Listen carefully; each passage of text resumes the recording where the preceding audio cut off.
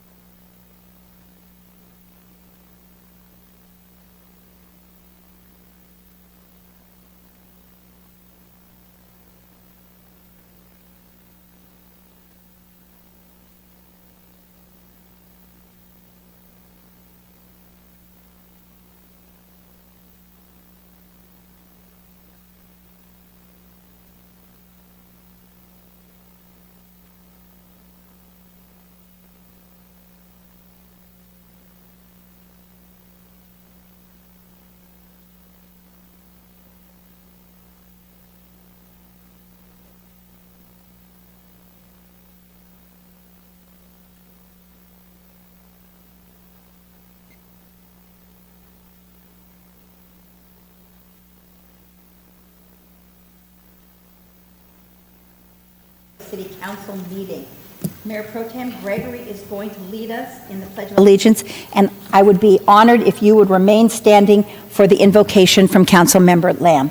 Please rise. Please stand if you're able. Face the flag. Place your hand over your heart.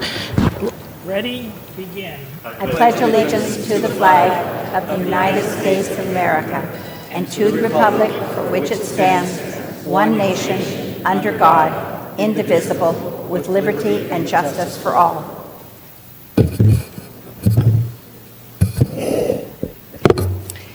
And in keeping with our theme of gratitude that was expressed by Bob McKechnie earlier this evening, talking about Cathedral City being a city of peace. Let us express our gratitude for the gifts that enable us to make a difference in the lives of those we serve. Help us to embrace the challenge and responsibility we have as leaders.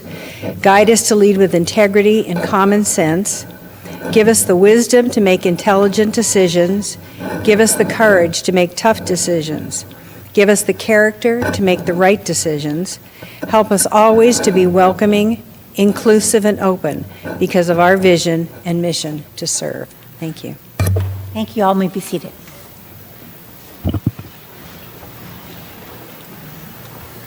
City Clerk, may we please have roll call? Councilmember Carnevale? Here. Councilmember Lamb? Here. Councilmember Gutierrez? Here. Mayor Pro Tem Gregory? Here. Mayor Ross? I'm here, thank you. Do we have anything to change the changes of the agenda? I have no changes to the agenda, Mayor. Thank you so much. So next, we are having a special presentation recognizing a Cathedral City Firefighter of the Year, and our chief will be introducing from here on out. Thank you, Mayor. Honorable Mayor and Council, on any given day, any one of yours and our firefighters could be getting this award. They do great work every day, tirelessly serving the public. But today, it is my honor to introduce firefighter paramedic Dewan De La Torre as the Cathedral City Fire and EMS 2024 Firefighter of the Year. This prestigious honor not only recognizes who he is, what he does, but what he means to the community and the vital role that he plays in not only strengthening our department, but strengthening the role that we play within the city through his mentoring, serving the community, and serving new firefighters. Just today, he was in teaching our ambulance academy. Dewan's journey is a testament to the power of perseverance, commitment, and dedication. A first-generation Mexican-American, Dewan was born and raised here in Cathedral City, so he's one of our hometown boys that has seen it from the bottom up. Dewan's parents have made some incredible sacrifices to get him to where he's at. And as we know, anybody who chooses this profession has the support of their family. And Dewan has tried to take that same work ethic and bring it to the fire department. And I can tell you firsthand, he has. His path to the fire service was not conventional. As a young man, he faced many challenges that young people often do, and influences that could have and almost did lead him down the wrong road. But instead of becoming a product of his environment, he chose a path less traveled. With unwavering support of his family, he pursued a career in emergency services, first as an EMT, then as a paramedic, and then finally as a firefighter. The journey ultimately led him to what he will tell you is his dream job here in Cathedral City with the fire department. Since joining the department, Dewan has distinguished himself as a leader, a mentor, and dedicating his time not only to responding to emergencies, but also to the training of new firefighters and educating the community. As each one of you have seen in the many classes that we have provided for the community, he's been instrumental in delivering our emergency preparedness classes that we give both in English and in Spanish. He's an instructor in our Stop the Bleed courses. He is one of the lead instructors in our CERT program that we're getting going again. And moreover, his latest creation, he's one of the co-founders of the cadet program that is now thriving. He's played a key role in shaping the next generation of firefighters, not only within the department, but within the community. Dewan is also a member of the department's training cadre. That is the one that creates the standard throughout the department to make sure that all of our people are performing at that high level. Beyond his accomplishments, Dewan's impact on Cathedral City is deeply personal. He has inspired those around him, from his fellow firefighters to his family, who stand here tonight with immense pride. For him, this award is not just a personal achievement, it reflects the support, love, and encouragement that he has received from his family all along the way. In receiving this honor, Dewan comes full circle. As a small kid that grew up in the community to where now he's a key member of the community. Dewan shared the story with me that he once received a reading award in 5th grade, but the circumstances kept him from receiving it. Tonight, we not only recognize him as Firefighter of the Year, but also for receiving that reading award. And what he means, not only to the fire department, but to the community. Dewan, your story is powerful and a reminder that resilience, mentorship, opportunity, a young person with no clear direction can transform into a leader, a protector, and an inspiration to all. Your dedication to to your brothers and sisters in the fire service and the people you serve does not go unnoticed. On behalf of Cathedral City Fire and EMS, congratulations to Dewan De La Torre, the 2024 Firefighter of the Year. Dewan, stand out.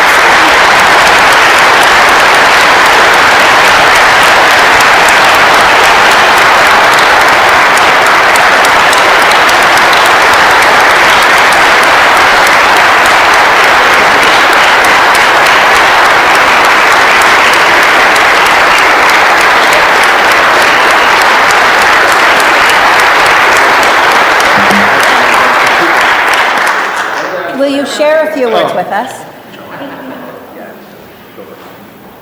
Put the hat on. Put the hat on, Mark. You can't put a hat on his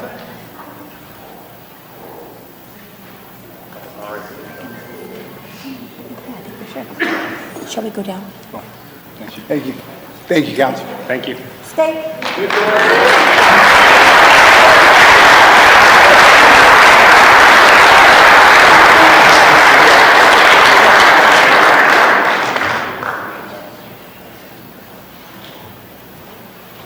Y'all don't know me very well, but they all know I'm a hugger.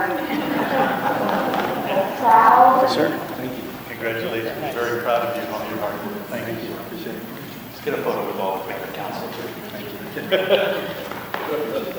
Oh my God, I can hear this stand up. More joy. You know this guy? Go ahead. I'll go to the end. All right, look here first. That's great.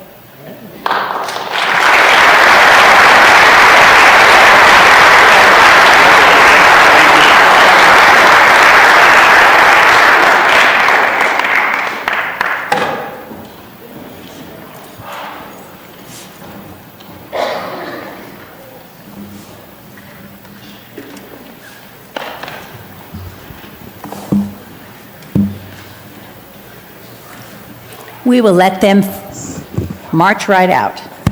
Ask if there's any firefighters. Do we have any retired firefighters in our group tonight?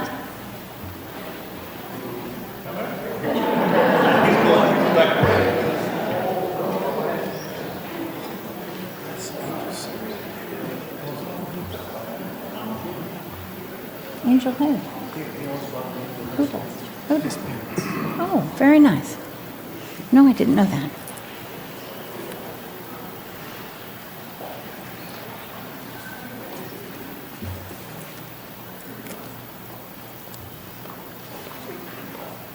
So next we have a special presentation. Oh no, we just did a special presentation. I'm on number 2. We have a public hearing. It is an extension of a cannabis moratorium. Staff recommends approval of the ordinance extending the cannabis moratorium on the approval of new cannabis licenses and conditional use permit and the issuance of building permits for a build-out or expansion of a new cannabis business. May we have a staff report, please, Mr. City Manager? Thank you. Andy Firestein, our Community and Economic Development Director, will present this. This is a follow-up, of course, to the item that you considered first on January 22nd. Thank you, Mr. City Manager. I'm Andy Firestein, your Community and Economic Development Director, and tonight is a continuation of your January 22nd presentation. I would say as a lead-in to this presentation, there are 2 purposes for the presentation tonight. One, it is to provide updates on all those items that we committed to communicate or bring back to the City Council. So this is a sense of some of the solutions, some of the ideas, and some of the next steps if we were to initiate an update to our cannabis regulations. And 2, this is a request for an extension of the existing moratorium. The existing moratorium was for a period of 45 days from January 22nd. That will expire in roughly 10 days from today. So this is required under state law in order to extend that moratorium. So you're getting an update and you're being asked to extend the moratorium. So as a matter of background, the city has regulations on medicinal and adult use cannabis. Those have been in place since 2017. There have been amendments over time, including one in 2022. That was the most recent amendment, although most of those amendments were directed to Title V of your code, not to Title IX, the zoning regulations, or Title 13, the code enforcement provisions. So tonight we're really going to focus on the zoning regulations and the enforcement regulations. We currently have 64 cannabis businesses in the city with 105 licenses. 47 of those are operating and 17 are non-operating businesses. The city has seen a large increase in cannabis odor complaints. Looking at 2024 data, the first 3 months of the year, the city received 38 cannabis odor complaints, while the following 9 months, the city received 904 cannabis odor complaints, including 220 in November and 501 in December.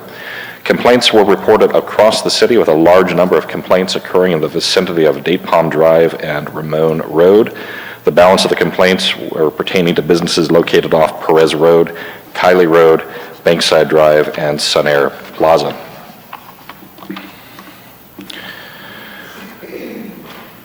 As we received this increase in complaints, we have responded. We have responded by engaging with cannabis enforcement staff in other Coachella Valley cities and with the Department of Cannabis Control.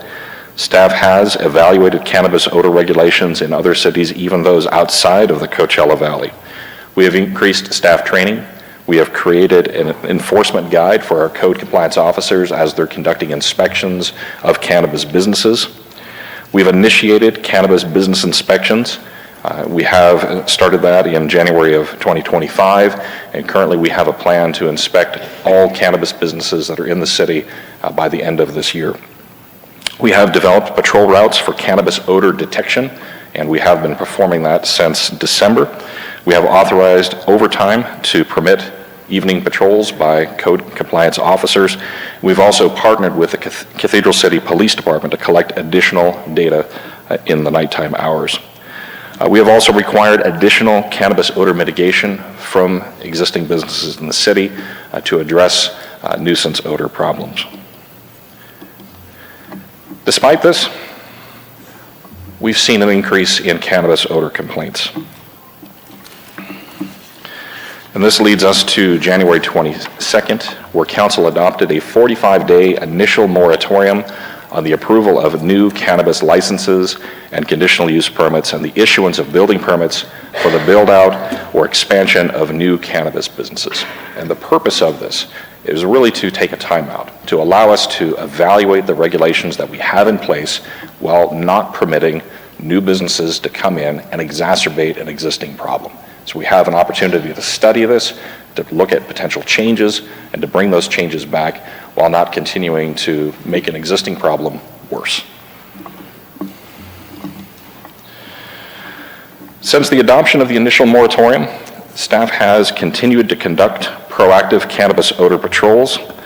I would note that the frequency of these cannabis odor detections by staff, our observation, our detection of cannabis odors has declined since mid-January, when repairs were made to an exhaust fan at a large cannabis cultivation facility near Date Palm Drive and Ramon Road. We are detecting odor, although we are detecting it intermittently, and we are detecting it as more of a transitory odor. When we detect it, we are detecting light to strong odors. We have engaged with the Riverside County Department of Environmental Health and the South Coast Air Quality Air Management District. Both facilities, both agencies have inspected the site.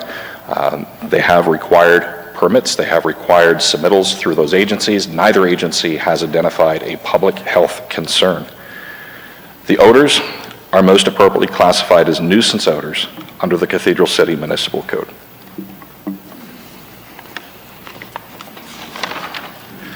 So as I mentioned at the onset of the presentation, the city's current cannabis regulations are divided up in multiple sections, multiple titles of the Cathedral City Municipal Code.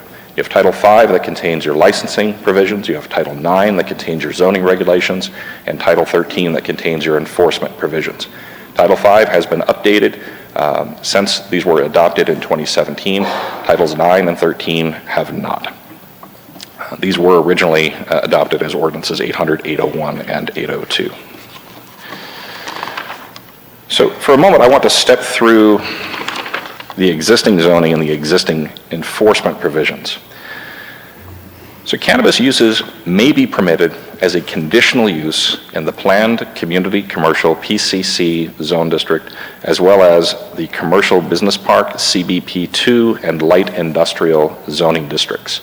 And if we focus on the PCC zoning district for a moment, this is the city's most common commercial zoning district in the city. You'll find this throughout the city, up and down Date Palm Drive, Ramon Road.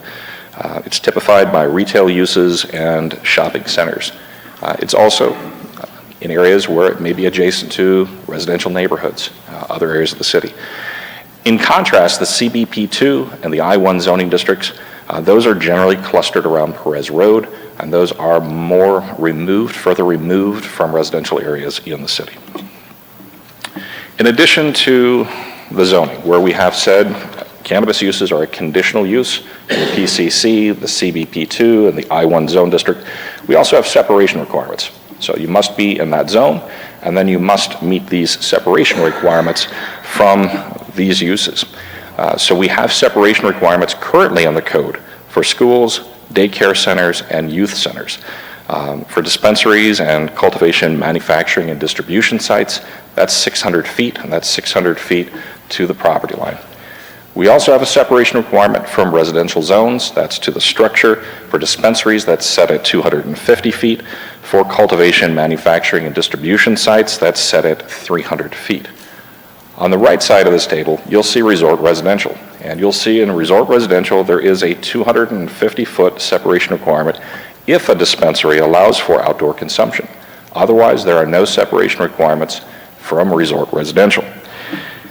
Resort residential zoning district includes Desert Princess, Outdoor Resort Palm Springs, Desert Shadows RV Resort, Cathedral Canyon Country Club, Canyon Shores, Date Palm Country Club, Cathedral Palms RV Resort, and the district. Any of the cannabis uses could propose a conditional use permit on a property zoned PCC, CBP2, or I-1 adjacent to one of these properties, and it would not be subject to any locational restriction from the resort residential zoning district. And there are examples of that, including on Kylie Road, adjacent to the Cathedral Palms RV Resort, and on Ramon Road, adjacent to Outdoor Resort Palm Springs. So stepping into our odor control requirements, we have in our zoning regulations a standard condition of approval that requires a cannabis business to install an exhaust air filtration system with odor control that prevents internal odors from being admitted externally, as well as a requirement to install apologize. It's okay, it's a lot. It's a lot. Thank you. I appreciate that. This requirement is essentially a no odor requirement that's in our code. So you've got the pressurization system, you've got the odor control systems that are required as conditions of approval in our zoning regulations. Now, as we get into Title 13, our enforcement provisions, this is what is declared or defined as a public nuisance, to cause or permit persistent cannabis odors that are offenses to individuals of normal sensitivity and which adversely impact or unreasonably interfere with the use and enjoyment of property, to emanate across any property line, or to emanate across a common wall or otherwise be detectable within an adjacent or nearby unit in a multi-tenant building or in a multifamily residential building that is occupied by another. There are some additional provisions in here where it's presumed to be a nuisance, where 3 or more complaints are received by the city over the course of a month. So on one hand, in Title 9, we have a standard that essentially says no odor. In Title 13, it's detectable by a reasonable person of normal sensitivity, although there is the language that refers to complaints, creating that presumption of a public nuisance. So as we look at the current regulations, I think it's important to start with this first bullet point, and that is the presence of cannabis and cannabis businesses produces odor. This is a fact, and I think we have language in the code that is intended to mitigate the odor produced by the process of cultivating cannabis, but cannabis produces odor.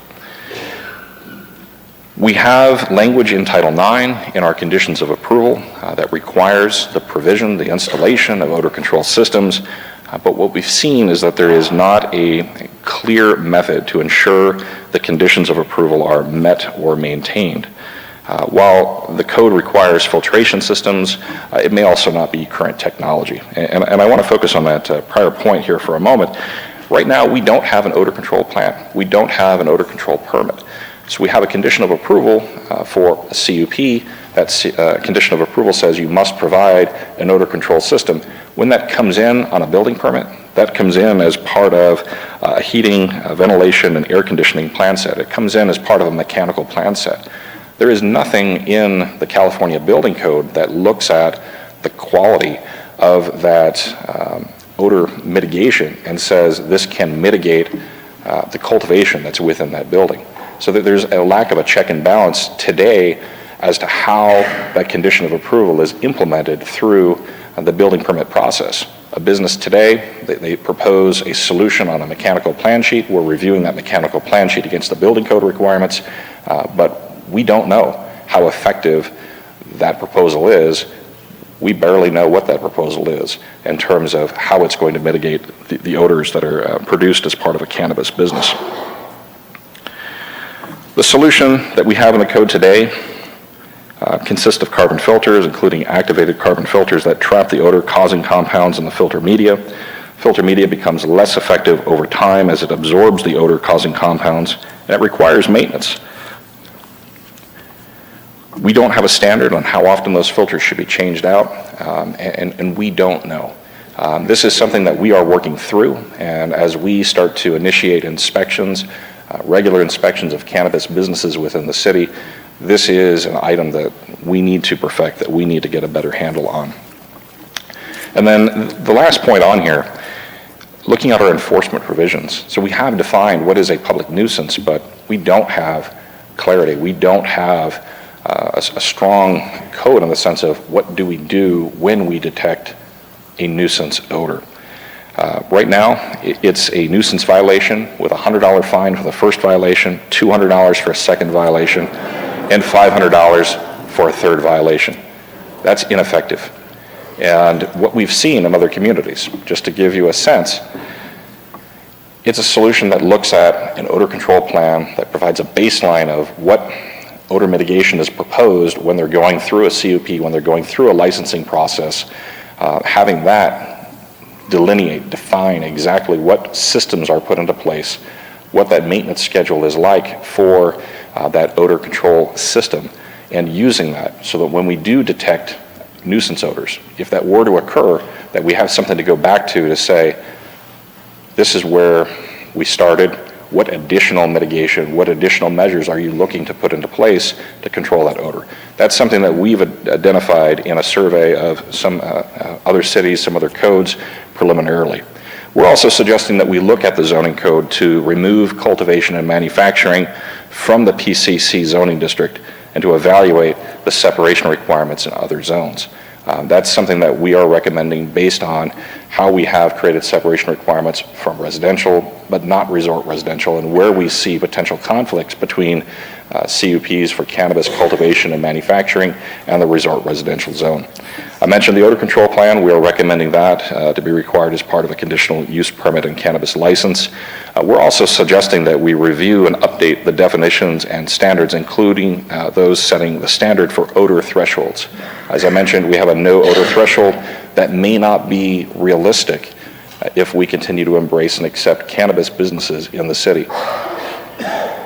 We also should take a look at what constitutes a public nuisance under Title 13 and ensure that there's consistency between those standards and that it is enforceable.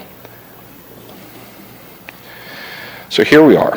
This is a slide you saw on January 22nd. January 22nd, you adopted an initial moratorium for a period of 45 days. Staff is recommending an extension of this moratorium for up to 10 months and 15 days that would require 4/5 vote of City Council, This has been noticed as a public hearing, so we've met that statutory requirement. There are findings that are required to be met. The ordinance that you have before you does make those findings in terms of public health, safety, welfare, and the urgency for this moratorium. And it is our recommendation that in this period of time, we perform additional research to identify the current best practices for odor control and enforcement, focusing on those communities with a large presence of indoor cannabis cultivation. We're not the only ones that have cannabis cultivation. Let's work on identifying what those current emerging standards are, who has the best practices that we can model and put into place. Staff, with council direction and support, would prepare a draft ordinance for presentation to the Cannabis Task Force and the Planning Commission. The Planning Commission would see Title IX, and this ordinance would be brought back before public hearings before the Planning Commission and the City Council. And with that, staff is recommending approval of the moratorium extension, and I'm available for any questions that you may have. Thank you.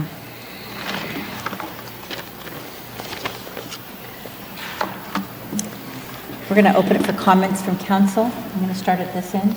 Do you have any questions? Questions, I said comments. Questions? Yeah, I do. Thank you, Andy, for that presentation. Quite cool. Oh, my bad. I'm new at this. No, he isn't. He's been doing it for 20 years. Is that better? Thank you. Great presentation. Your plate is full. Looks like it's going to be full for quite a while. But how will you be able to guarantee and know what kind of equipment is going to be needed in the future so we won't have this happening again? Obviously, C4 inherited a business that we thought that back in that time was going to work, and it didn't. So how can we be certain that this won't ever happen again after the new ordinance is written? Well, I think this starts with evaluating the standards that are currently in the code. So looking at what we require as a condition of approval. We require odor control systems that mitigate the odor. I think we need to look at what that minimum standard is, what that minimum threshold is that we require in the conditions of approval. Second, I would strongly recommend that we look at an odor control plan that is prepared by a California licensed registered engineer that proposes the specific systems that are intended to offset or mitigate the odors caused by that business. And third, I would suggest that we look at enforcement provisions that first say, if we identify a nuisance odor, if there is a nuisance odor concern, that we go back to that business, we pull out that odor control plan, we use that as a baseline to identify what that starting point is, and then we look at what additional odor mitigation can be applied or developed, again, requesting an engineer to update that odor control plan. So I think through that, we have a stronger set of regulations, a better process for us to be able to manage odor in the future. Okay, thank you. One last question. In your research and when you're going to be looking in the future where we can put these cultivation centers, is north of Interstate 10 going to be in your plans? Like we have a moratorium on dispensaries that we allow no more license in Cathedral City south of Interstate 10. Would you consider putting cultivation on north side of Interstate 10 only? That's something that we could take a look at in terms of where we're permitting that. Tonight, staff is recommending or suggesting that we look at removing cultivation and manufacturing as a conditional use in the PCC zone district, still allowing it in CBP 2 and I-1. Principally, those zoning districts are located off of Perez Road and not north of I-10, but we could take a look at the cultivation and manufacturing uses. As far north as you can, like closest to Desert Hot Springs, probably. Thank you, Madam Mayor. Appreciate it. Thank you so much. Councilmember Gutierrez. Thank you. Good evening, Andy. Thank you for your presentation. My question is, recently on social media, there was a video or a picture of a bloom that some kind of smoke or something that came out of C4. Can you tell us was that, as people say, that there was some kind of release of cannabis odor? Can you tell us what that was, if you know? That was from the chillers. That was not a release from the building itself. That was from the chillers that serve the building, so not related to the cultivation of cannabis. So to clarify, that was not a release of cannabis odor? Correct. Okay, thank you. Now, during this moratorium that we're going to be talking about, or we're talking about, 10 and a half months. Now, if the process, everything that you're doing, and all the changes that come about, we talked about and agreed upon, if you complete this in, let's say, 5 months, can we remove the moratorium at that time? Yes. Okay, great. Now, my last question is, during that process, during that time, how is our city council going to, and residents, going to be updated as to what's going on behind closed doors, what's going on with your team? Can you tell us? Sure. So we have started a weekly news update to residents that have submitted complaints, comments to the city about cannabis odor. That is one mechanism that we will continue to use to keep the public informed about cannabis odor and our efforts through this moratorium. As well, at the discretion of City Council, staff can return and provide periodic updates to the City Council. Thank you. Thank you very much.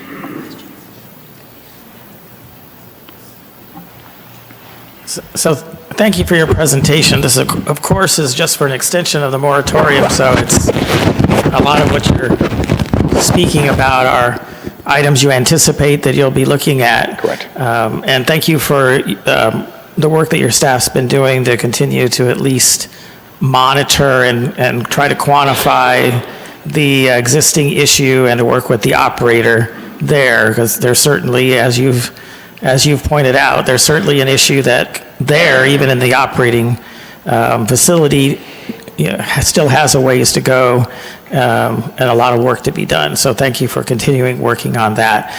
And I know that when you spoke about some of these patrols, both from code enforcement, police, and other city staff, they quantify the odor that they detect. But so my question is, as part of your research, are you going to be looking at maybe ways that can be more scientifically done, if there is such a detector out there, so that we can get away from it being somewhat subjective by what the observer is, or perhaps even if that works out to having some type of a detector that needs to be part of the solution for cannabis operators. Is that something that you'll be looking at as part of your research? Yes, we will be looking to see if we can create a more objective definition for cannabis nuisance odors. I would just share a caveat. We have not seen a city successfully do that, but we will look to see if there is a city out there, if there is technology out there. We will be engaging with businesses. We are going to look at all of the potential tools that are available to us to see how else we can approach this problem and define nuisance odors. All right, thank you. Thank you very much. And I truly appreciate your presentation. You did touch on it, and I will just bring this back, is that we are going to have public comments periodically on how we're moving forward and finding solutions to what is everybody in this room's problem. So I appreciate that very much, and thank you so much. Thank you.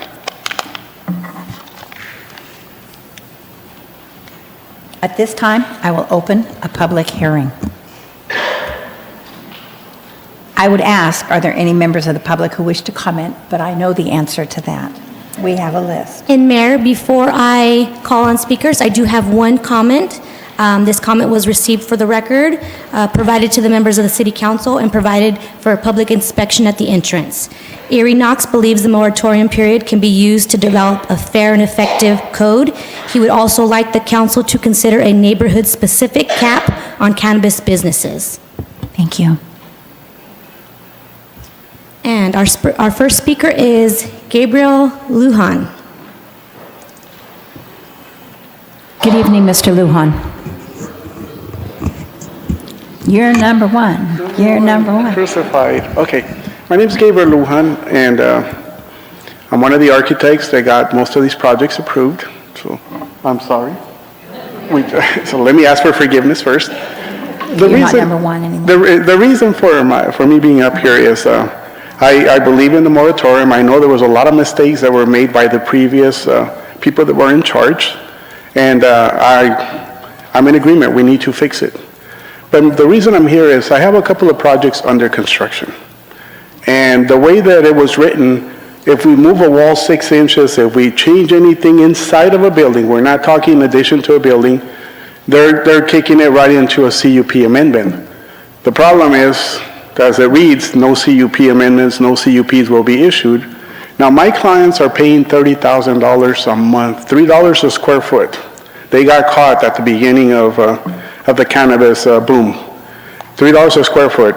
Typical building, 7,000 to 9,000 square feet, they're paying $27,000. And we're stuck. We can't move forward, we can't complete our project. So the reason I am here is, can we get some leniency on the verbiage as to what consists changes inside of a building? We're still complying with the odor control, we're still designing per this conditional use permit. Is just, as you know, during construction, changes happen. But planning department is taking it, I believe, a little bit past, and so they're stopping our projects. As it is, as you know, cannabis business is struggling. Half of the businesses are shutting down or shut down because they cannot pay $30,000 a month. The cost of selling the cannabis has gone down and the profits are not there. They're scrambling to get partners, so just to try and complete the projects and hopefully make a living. My question is there anything you guys can do to help planning department in the verbiage so that they can be a little bit more lenient and let us complete the projects that are under construction? That is my only comment. That's the only reason I'm here. I'm trying to get help to the people that are under construction that are stuck in the middle. Mr. City Manager, will you make a recommendation? Well, we can take a look at, through the review process, we can take a look at that. I would not recommend that you try to change the language tonight. No, not tonight. I think that would be difficult to do under these circumstances, but we can review the businesses that are caught up in that, and if we feel like there's a need to make some type of a revision and report back to you on that. Thank you very much. That's all I'm asking for, is just so a little bit of leeway so that we can get these projects completed. And I understand, once we're built, come in, check our odor control, and if we need to mitigate or do any changes, we'll gladly get them done, because we are all for odor control. Thank you for coming. Thank you. The next speaker is Janet Ream.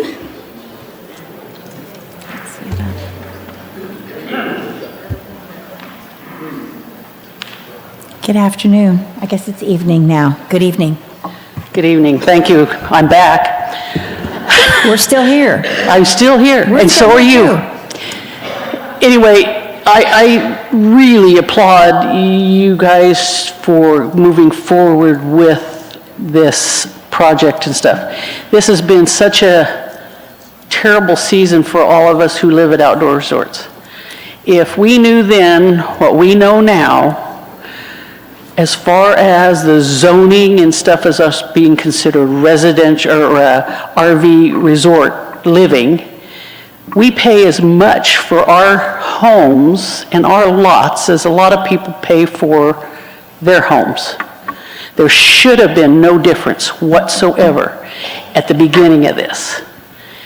But yet, now that we are here, there was some real fallacies that what happened back in 2017 with the $2 million filtration system and the water recycling that was supposed to happen that didn't because they went under.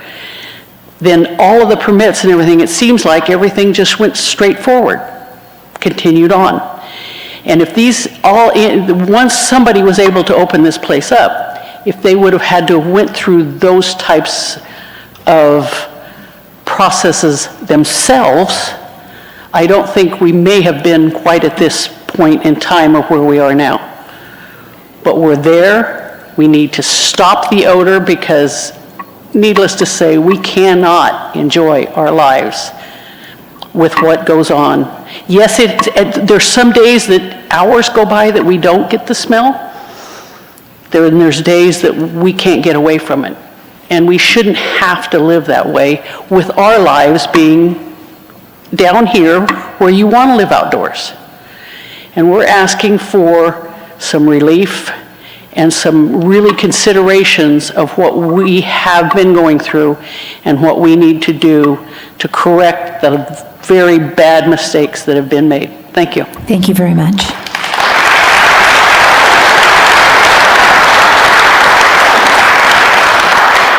Madam Clerk? The next speaker is Scott McDonald.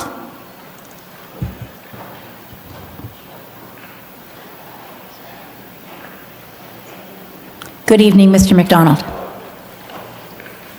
Again. I apologize. I did send a fairly comprehensive letter to you guys this afternoon. I didn't get to the clerk in time, apparently. So forgive me if I just read a little bit of it. It's quite long, and I would encourage each of you to read it, please. With respect to the explosion, or whatever you want to call the gaseous event that occurred from the chillers, we have 3 air monitors in our resort. And at the time that went off, our volatile organic compounds graph went through the roof. So there's something happening there. And it happened again the other day. There was some noises and such, hissing sounds. We don't know. Again, it's the chiller. We don't know if they've got their permits for their chillers and their boilers yet. But we'll leave that to you. I did want to comment very briefly on the Cannabis odor report.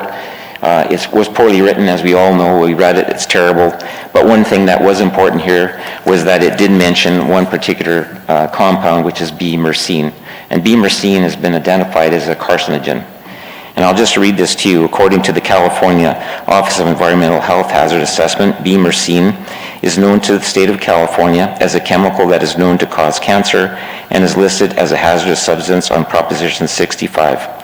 Further, George W. Rutherford, who's an MD and has a whole bunch of letters behind his name, has stated this is out in Sonoma County, that wrote a letter there that his observations concerned related to the release of B-myrcene in an outdoor environment. It stands to reason that this release from California's largest indoor grow is equally concerning. So as it relates to the moratorium, we're talking about 10 months and 15 days. We don't want 10 months and 15 days of a cancerous substance coming through vent number 4, vent number 3, and exposing workers in the facility. So please read that. And I think I'll just leave it at that. Thank you. Thank you, Mr. McDonald.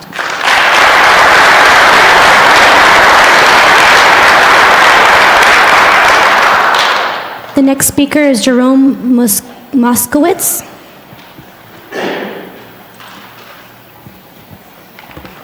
Good evening, Mr. Moskowitz. The presentation addressed some of this, but I want you to hear my story anyway. This is specific to Perez Road. I live at Date Palm Country Club. An extension of the moratorium on new or expanded cannabis production will not solve the problem of the odor that has made life challenging in many residential areas. My partner and I bought a house here 15 months ago near the front of the park, right near the gate. It's less than a quarter mile from Perez Road. We couldn't visit at night during escrow, or we would have known of the total disregard for the compliance code, which, as you know, reads in part, the premises must be equipped with an odor-absorbing ventilation and exhaust system so the odor generated inside the cannabis business is not detected outside. All one has to do is drive down Perez Road any time of day to know that this is not happening. At night and into the early morning when they harvest, it is specifically bad. The odor can only be described as smothering. I know that they harvest at night because I have seen ads online for workers for the graveyard shift. My partner and I experience an average of 20 nights a month where we cannot get fresh air into our house, we cannot open a sliding door, a window, the outdoor portions of the home are unavailable for us to enjoy. In 2024, Cathedral City cannabis businesses, according to the California Department of Tax and Fee Administration, generated $1.8 million in sales. My question to the council, why are they not required to spend some of the money to come into code compliance? And why must it take another year or so? Last year, I reported extensively on the My Cathedral City app until Compliance Officer Weinman told me I was overloading the system. He also told me that enforcing code compliance could take years, as we have seen by your examples of $100, $500 fines, which is nothing to these people. Further, I was informed the city doesn't have the personnel to investigate at night. Not one officer can investigate Perez Road at night. That is unbelievable. Meanwhile, residents living near cannabis cultivation zones are paying a high price in physical and mental well-being. This has driven us absolutely insane. The city is earning tax revenue from cannabis. Why can you, as a council, not fix this problem? Why must it take so long? And why must we, as homeowners, wait years for full compliance? Thank you.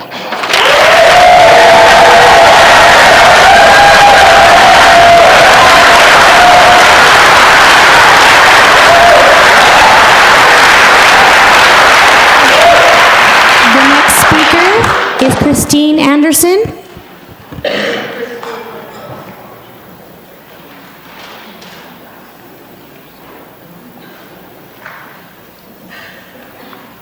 Good evening, Ms. Anderson. Good evening. Hi. Once again, I do know that I have now seen you more than I have my family this year. I want to talk about, I want to first thank Scott for bringing up the cancerous item that is in our air. We're breathing it in. I just came back from Canada. I could breathe freely for five days. I get here, can't breathe. So you guys are lying to us, or calling us liars, saying it's not a health concern. It is a health concern. Right now, cannabusters are supposed to be putting iodine in the exhaust system at the manufacturer there, and unfortunately, when you do use iodine, which I did for many, many years in my practice, you can cause severe irritation to the eyes, which many of us are experiencing, sore throats, runny noses, your lungs can be congested. And so, yes, it is a health concern. You can ask any doctor. Go along, what do you call that? Right beside, anyway, you ask any doctor around here. They are experiencing higher rates of people with breathing problems. You need to stop them.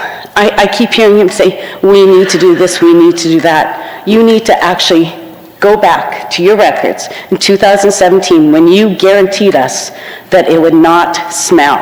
No odors. I don't care what the odor is. You said no odors. And we have odors all the time. It's affecting us.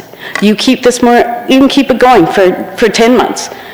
Shut them down for the 10 months. Make them fix it. They just had this with some In-N-Out burger. 4 days they shut them down, the odor's gone. Shut them down. Shut them down now.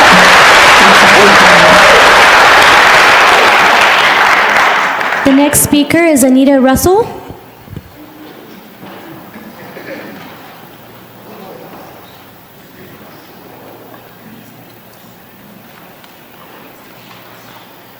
Good evening.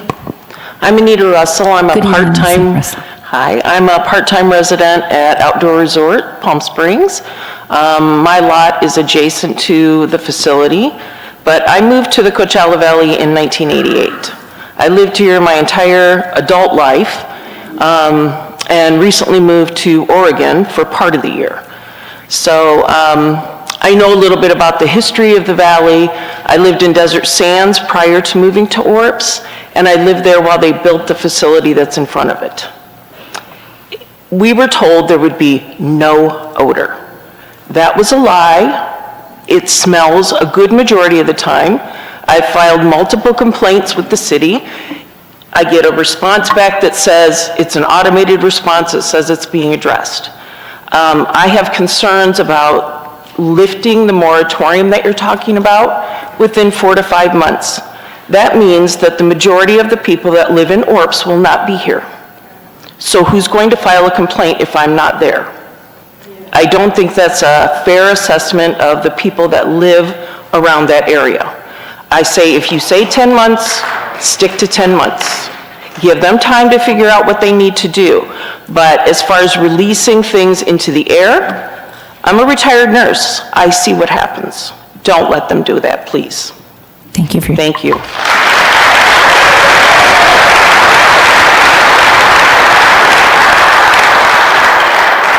The next speaker is Richard Siller.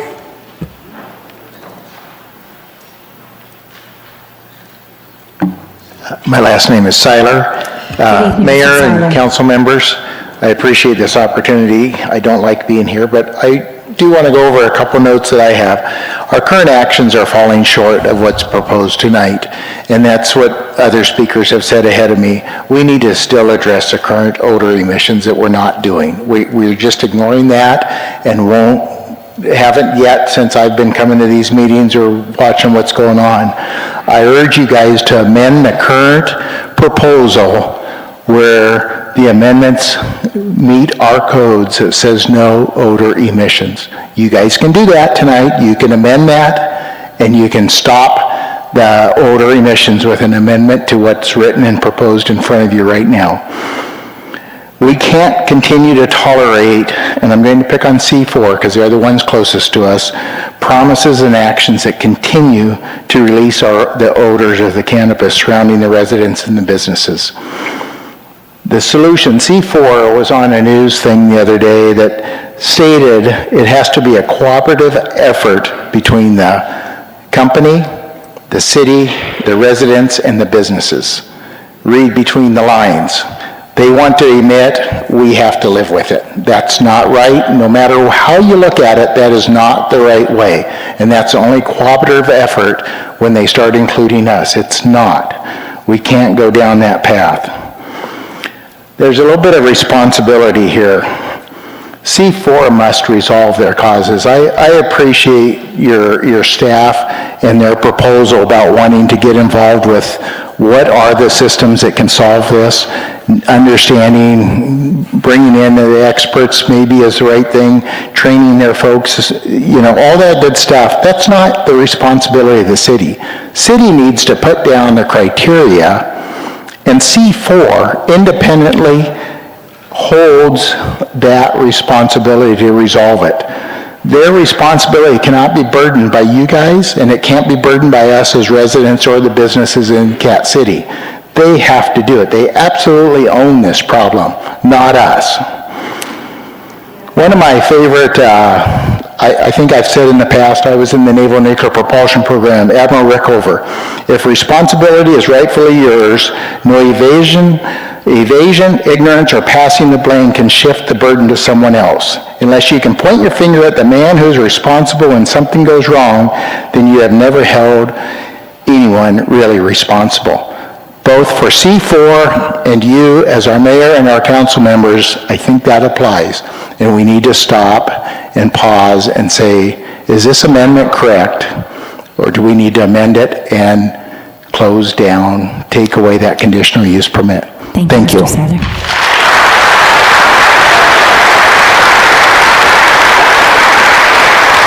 next speaker is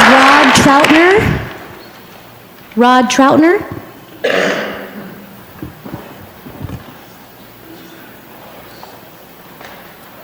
Good evening, Mr. Troutner. Yeah, good evening. Thank you very much for hearing us out this evening. In addition to the odors, which is the bulk of the deal, I'm more on a financial situation. I'm on lot 101, which we were forced to basically to sell, not put up on the market, and we moved farther down the park to get away from the smell. So I listed our lot in December of 24. And to date, we've had 0 offers on our lot. And so basically, the cat's out of the bag. People are understanding and figuring out that there's a smell problem, and the C4 industries are responsible for it.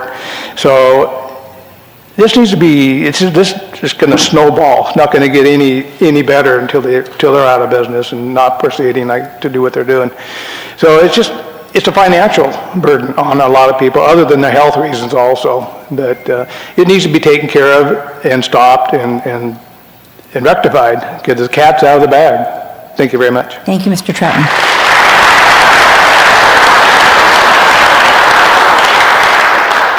The next speaker is Dan Husty. Good evening, Mr. Husty.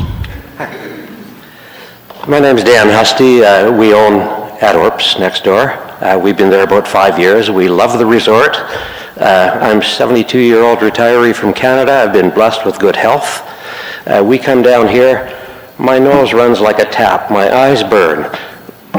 I'm congested, I feel terrible. I used to love to walk the golf course every day, and I still walk it every day, but the smell is disgusting. 2 weeks ago, we had guests who come every year and spend a week in our RV with us, and they left after 3 days. They just thought, this is disgusting.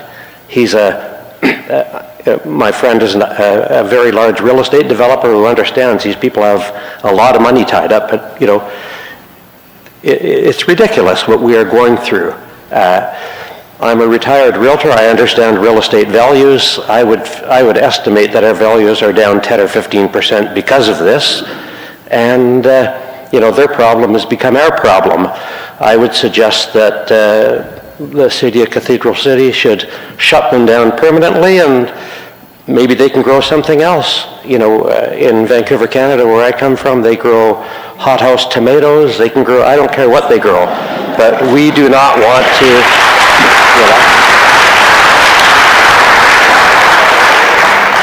It's a very expensive building. I think they're going to have to repurpose it. I have friends at home that are large growers of marijuana, and a commercial grow operation in Canada can have zero smell, absolutely nothing.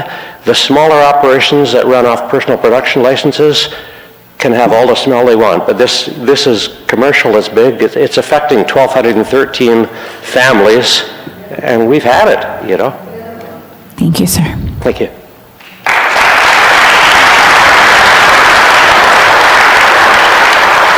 The next speaker is Dean S.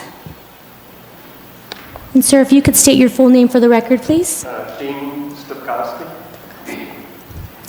Oh, you said that as you're walking. I'm going to do my best. Good evening, Mr. Stupkowski. Stupkowski. Hi, Dean. How are you doing? The word nuisance came up quite a bit tonight, and I hate to say that to be called a nuisance or a dog call for barking dogs or music, as a deputy would get called out, they're all nuisances. And so we've been reduced down to a nuisance. My thing is that from normal, pure breathing of good air to a nuisance is very small. We were told there was going to be zero. When I bought here 3 years ago, everything was perfect. Now the first thing I say when I walk out the door to my wife is, "Did you smell that?" And it's ridiculous. I mean, that's all I think everybody talks about. I'd rather talk about that I get a hole in one, which no, I haven't. As a realtor, I think all realtors need to disclose in Cathedral City that there's a nuisance nearby. You're supposed to disclose everything about that place. Nobody said that to me when I bought my place in Orps. You can have a zero smell or odor control in a building. All you have to do is seal it. When you go to LA, and I can probably point out 400 or 500 chemical plants and processing plants that have mitigation of odor that spend over $1 million. And there's a couple gentlemen here that have worked in the tire industry. They have no odor outside of their plants. They can't have any odor. Otherwise, the fine is $10,000 a day. The $100 doesn't work here because that's just signing off a ticket. There are monitoring systems that are $5,000 to $20,000, can tell you exactly what's coming out of that building because nobody knows what it is. We're all guessing. But what we're all guessing about is we are miserable. We do have, our eyes are watering, our noses are plugged up, our throats, and people are coughing, and we only talk about what's bad about Orps now instead of what's good. There are systems to put in there. And like I said, they're expensive. What they're doing now, I want to know for sure that we're not going to have a problem in the longevity of what they're using, that it will be an accumulative thing to my health, or our health. Thank you. Thank you, sir.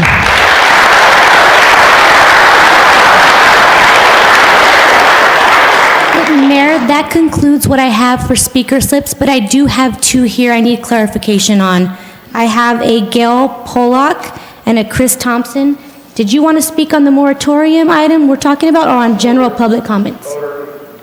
Okay, so that can go to the next section on our general public comments. Everyone else has spoken about odor. They're not specifically talking about the moratorium. I'd like to talk about the odor. Oh, sir, well, it is related. You can speak on odor under this, but if it's not related to the moratorium, it can go under public comments as well, so it's up to you. Okay, sir, come up and state your name, please.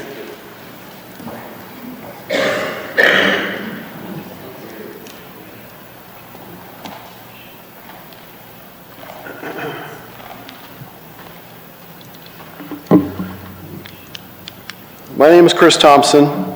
Good evening, Mayor Ross, Mayor Pro Tem Gregory, and Council Members Lamb, Carnavale, and Gutierrez. I have owned property at Outdoor Resort since 2017, and I'm here this evening to discuss the nonstop odor and stench coming from Cat City Cannabis. I guess it's also known as C4 or something, I don't know. In the past few months, there have been hundreds of concerned residents that have appeared in these chambers that have spoken out on this issue. I applaud those that have come forward. It's not easy for people to speak at a public forum. I have heard the frustration of many. I've listened to the elderly in attendance that are suffering from respiratory issues that are caused by this business. I've also heard of the negative financial impact of the owners of outdoor resorts are experiencing because of the Cat City Cannabis. Property values are down by 20%, and long-term renters are breaking their lease because of the odor.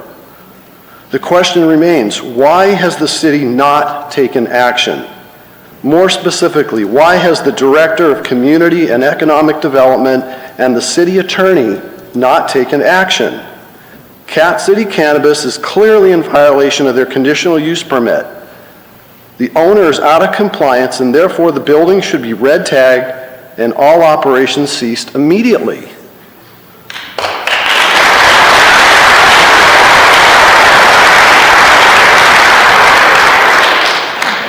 I speak from experience when making this statement. I served the citizens of Burbank for more than 30 years, Burbank, California, for those that don't know.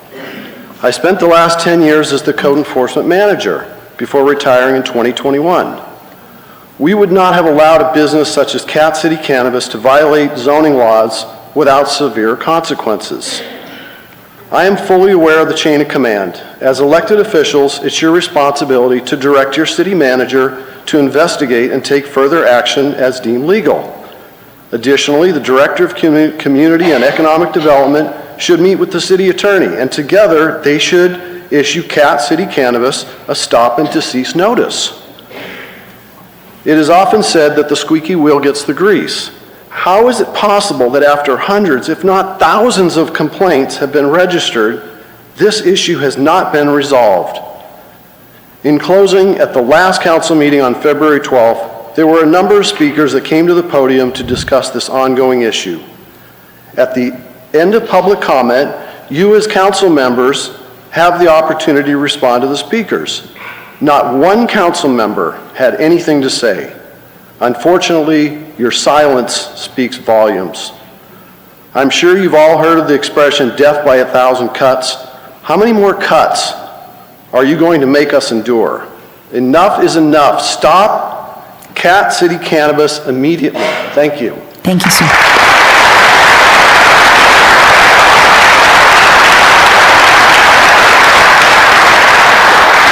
I believe that is all we have for item 2A. Thank you.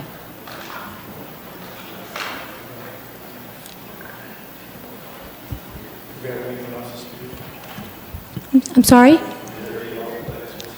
We do have quite a few for regular public comments. It was only those two that I did not speak to them specifically, so that's why I asked for the two. Oh, yes, sir. Come to the lectern.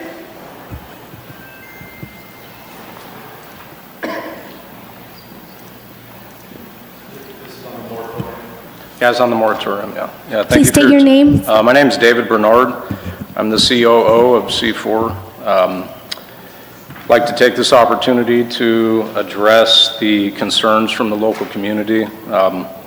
We are fully aware of the impact that we've had, and There has been a lot of effort put into solving the problem. It's not an easy, issue to solve. There has been efforts on the fogging system to preemptively reduce the odor. Recently, there has been concerns about the chemistry in the fogging system, and since February 4th, there's only been one day that the fogging system's been in use. For us, it does create a challenge, not having, regulatory framework to work through. The fogging system, as an example, we did our research and we, felt that that was the most viable solution to solve the issue. And, with every potential solution, there's another problem. And, what we've hoped for and what we've, been working with the city on, and I think it's important that everybody knows, is to collectively agree on what the solution is. We've had, we've presented, collaborative opportunities. We've had discussions with the local community to engage, to talk to them directly about our efforts, what our goal is. We are committed to solving the problem. I mean, as everybody has mentioned, there is a lot of investment in the property. We have 200 plus employees that we are very adamant about keeping employed, and we do feel that we contribute positively to the community, and there are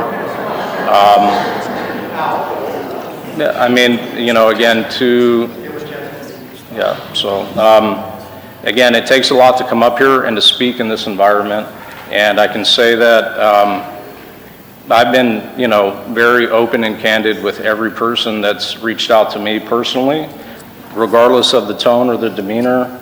I'm always going to, put the company in a position where we can try to execute it within our means. And, again, there's some work that needs to be done, internally, and there's also work that needs to be done in terms of the city's guidance for us. And, a concern that we have with the moratorium, specifically the length of the moratorium, is, 10 months is a long time to wait for guidance. And, we would hope that, there would be a path that we could see some type of odor control policy, odor management policy that we could then act on. For us, we want to solve this problem as quickly as possible. Thank you, sir. Yeah, thank you. And Mayor, we do have one more request to speak for him. Thank you. Greg Astley? I'm sorry, your last name again, sir? Last one. Greg Astley.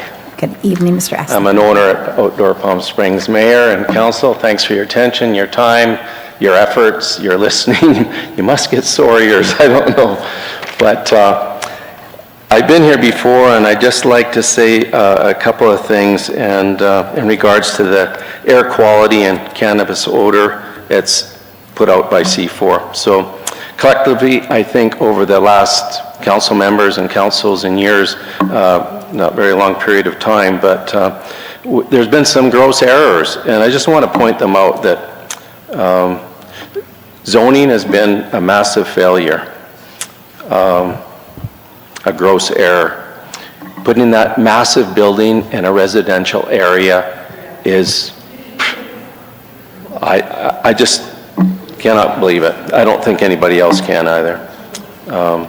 The conditional use permit clearly is not working. Code compliance and enforcement is not working. You can smell, you can go and test and try to figure out what time of day or whatever, but it doesn't take much to figure out there's an odor problem.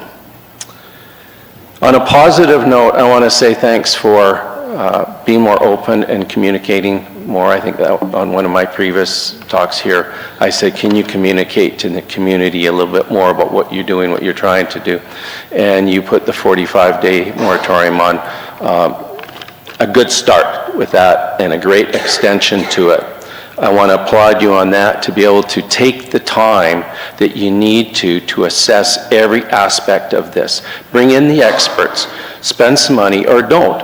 Just go back to Santa Barbara with their commission on cannabis odor abatement. They're spending a lot of time, a lot of money on experts to come in. I think your council could glean from that and mirror, I won't say mirror, but just glean from that what you can.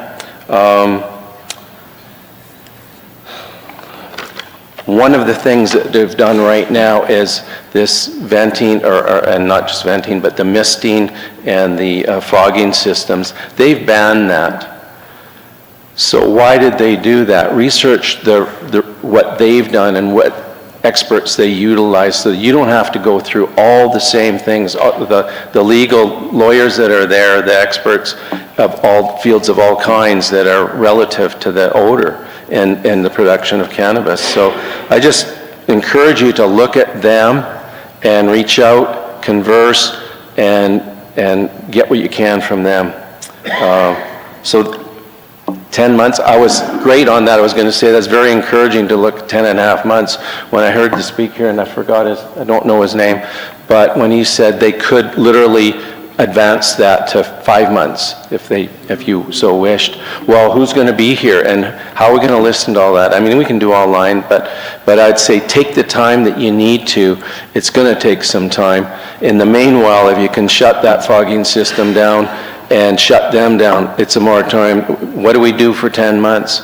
I don't believe there's going to be a solution other than closing them down, so I hope you do that. Thank you, sir, for your words.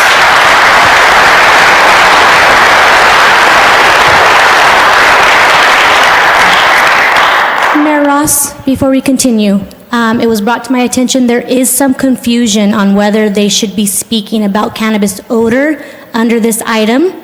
I did speak with city attorney, and if you are here to speak about the odor, you can speak under this item if you choose to. I know some of you were waiting for general public comments. Is there anyone else that would like to speak now? Okay, so go ahead, sir. You can please state your name so that I can pick you out of the list here.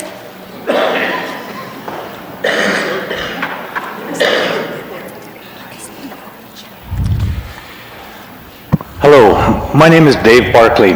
My wife Sonia and I have been residents of Outdoor Resort for 11 years. We have loved Cathedral City and especially our resort. Of late, however, we have been experiencing some challenges, mainly the awful smell associated with the production of marijuana emitted from the Cat City Cannabis next door.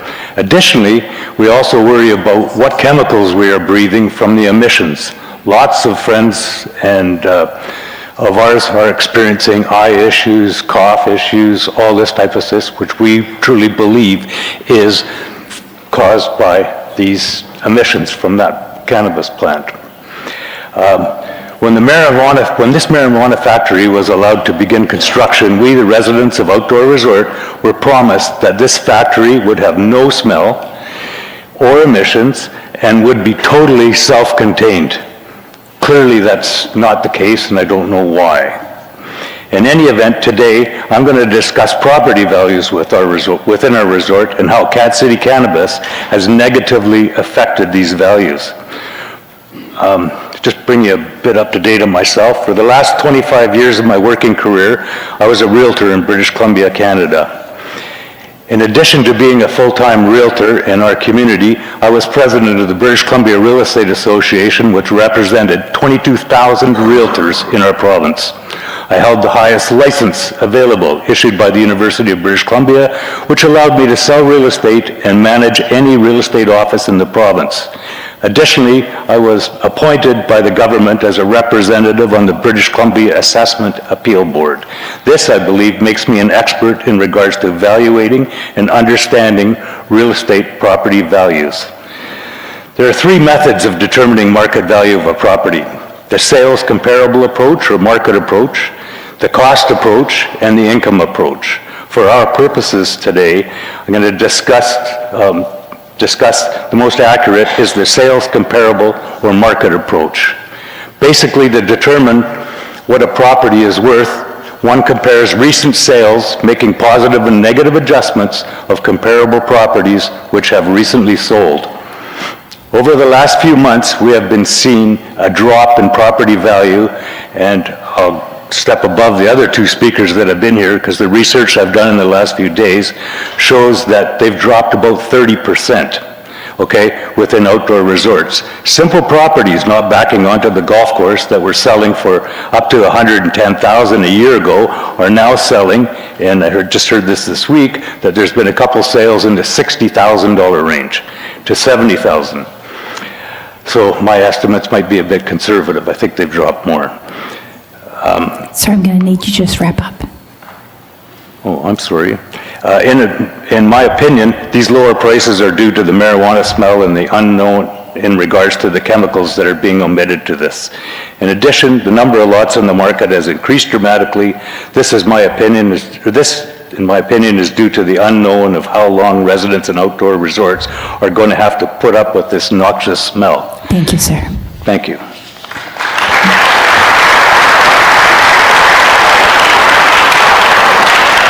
The next speaker is Debbie Price.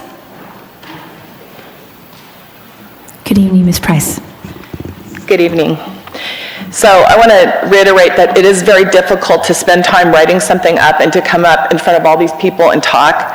So what I really want to talk about first is I want to address a video that I saw online with Mr. Carnevale's statement that was on video recording on February 12th at the City Council meeting. You spoke of a resident from our resort approaching and attacking you.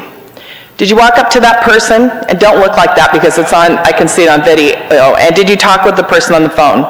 You were obviously reading from your notes, and you redacted that, what you said. But still, when you talk to us like that, it's very disrespectful.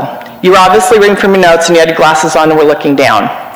Mr. Bernard stated that he basically had an open door policy and that anyone could come and see the production and how it works and ask questions. And why in God's name would you think that of all people we would need you to facilitate this? It's an outright lie. Oh, did I say lie? I meant mistruth. I'm sorry. You clearly do not represent our best interests at all. Regarding C4, Mr. Bernard stated that his company is just like a Toyota manufacturing plant. With all due respect, Mr. Bernard, I fail to see your comparison.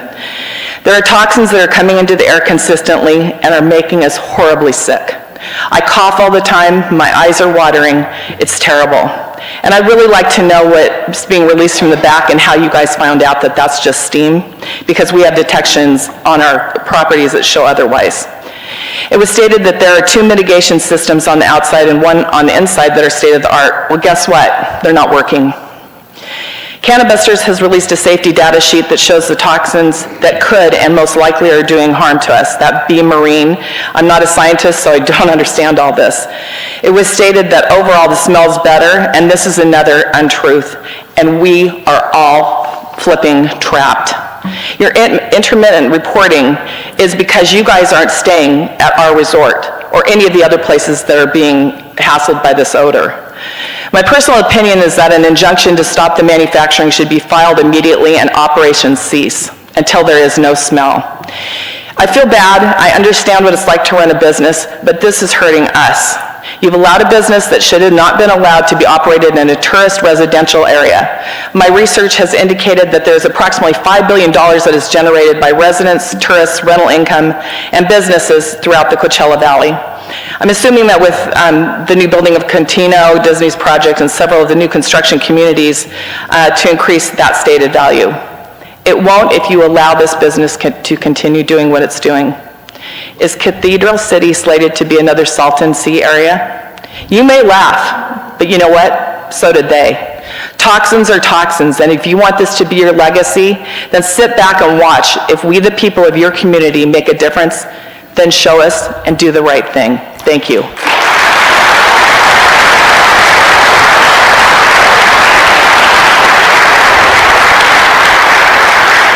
The next speaker, Gail Pollock.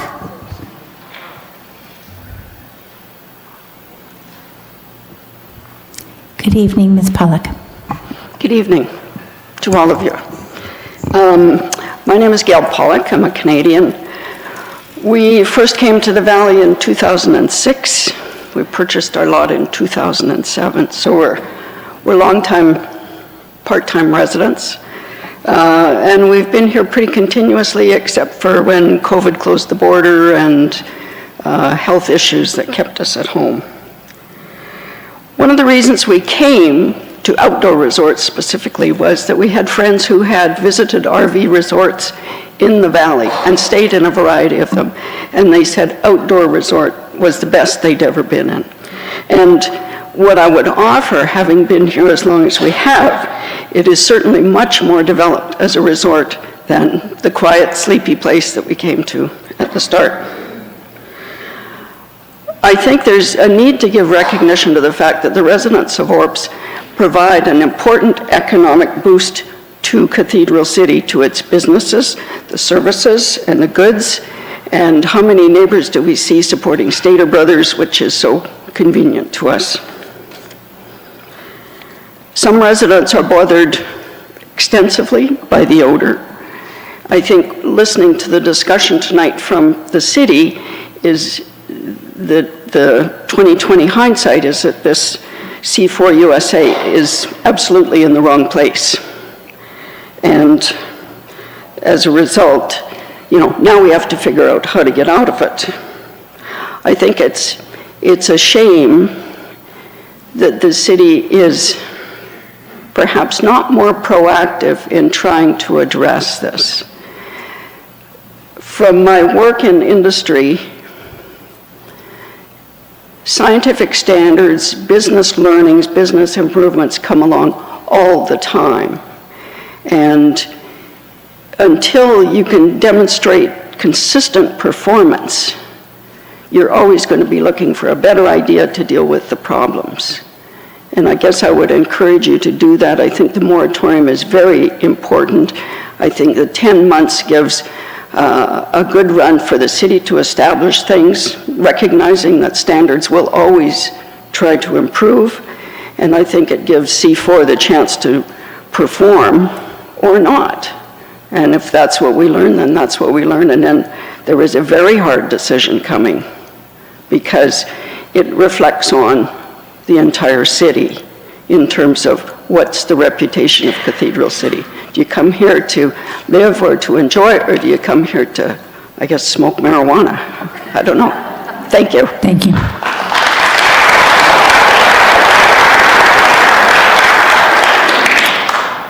The last speaker is Ken Brittle.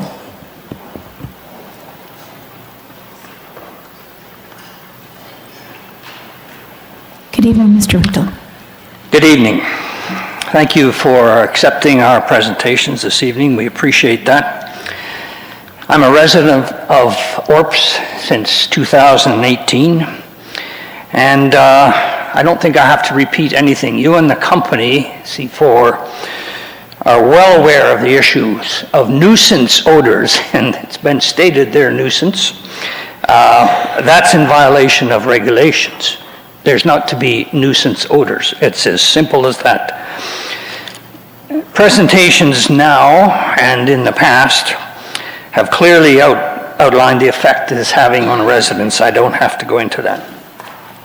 What remains is to see your response.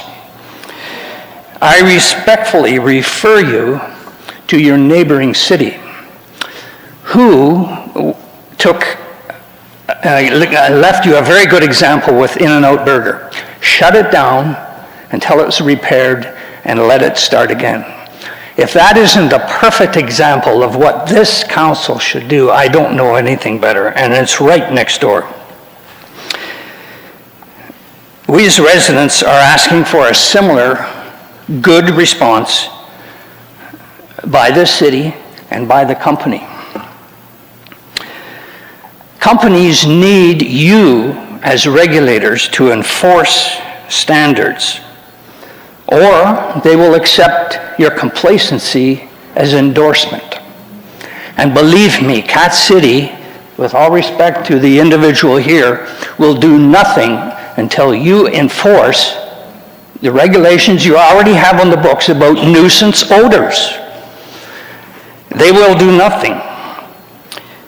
shut down the operation until it can be rectified. It's very clear. The question is, will you do it? I want to leave you with one thought. It is never wrong to do the right thing. Thank you. Thank you, sir.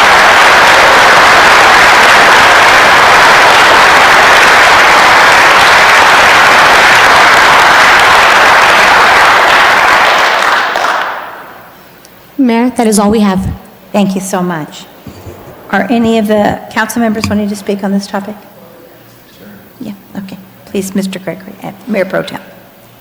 So, thank you everyone for coming and continuing to share with us these issues. Going through what the speaker said, there's certain things that I just want to highlight. Which brings us to why we're here today, considering this extension of the moratorium. I know one of the speakers said, obviously when the rules were written, there were gross errors. I 100% agree. That's very obvious that there were gross errors. So we need to go back. We need to take the necessary time. We need to fix what we can going forward. Another said, well, in 2020 hindsight, you would never approve the facility the way it was done, and that's 100% true also. The city was given the same guarantees that you and your organization, and some of you may not have lived there. Some of us weren't on council at the time, but we inherited this issue. So with 2020 hindsight, we certainly would not go back and do the same thing. Another reason why we need to pass this moratorium and put the necessary effort into doing better going forward. The moratorium, as everyone knows, is not necessarily going to address the current issue, but why keep digging the hole when we're already up over our head? We need to try to fix this issue. And I appreciate you coming today, Mr. Bernard from C4, but I have to tell you, I was surprised with all of the city's efforts to try to give you reasonable space and reasonable support to address this issue, that now it seems like you've shifted it back and said you're just waiting for the city's guidance for you.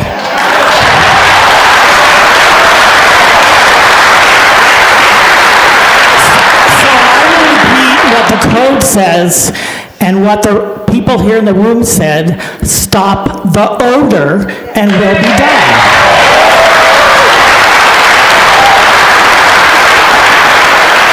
Now with that said, we're here to work with you. We're here to be a team member, but it's not our job to have you stop the odor. It's your job.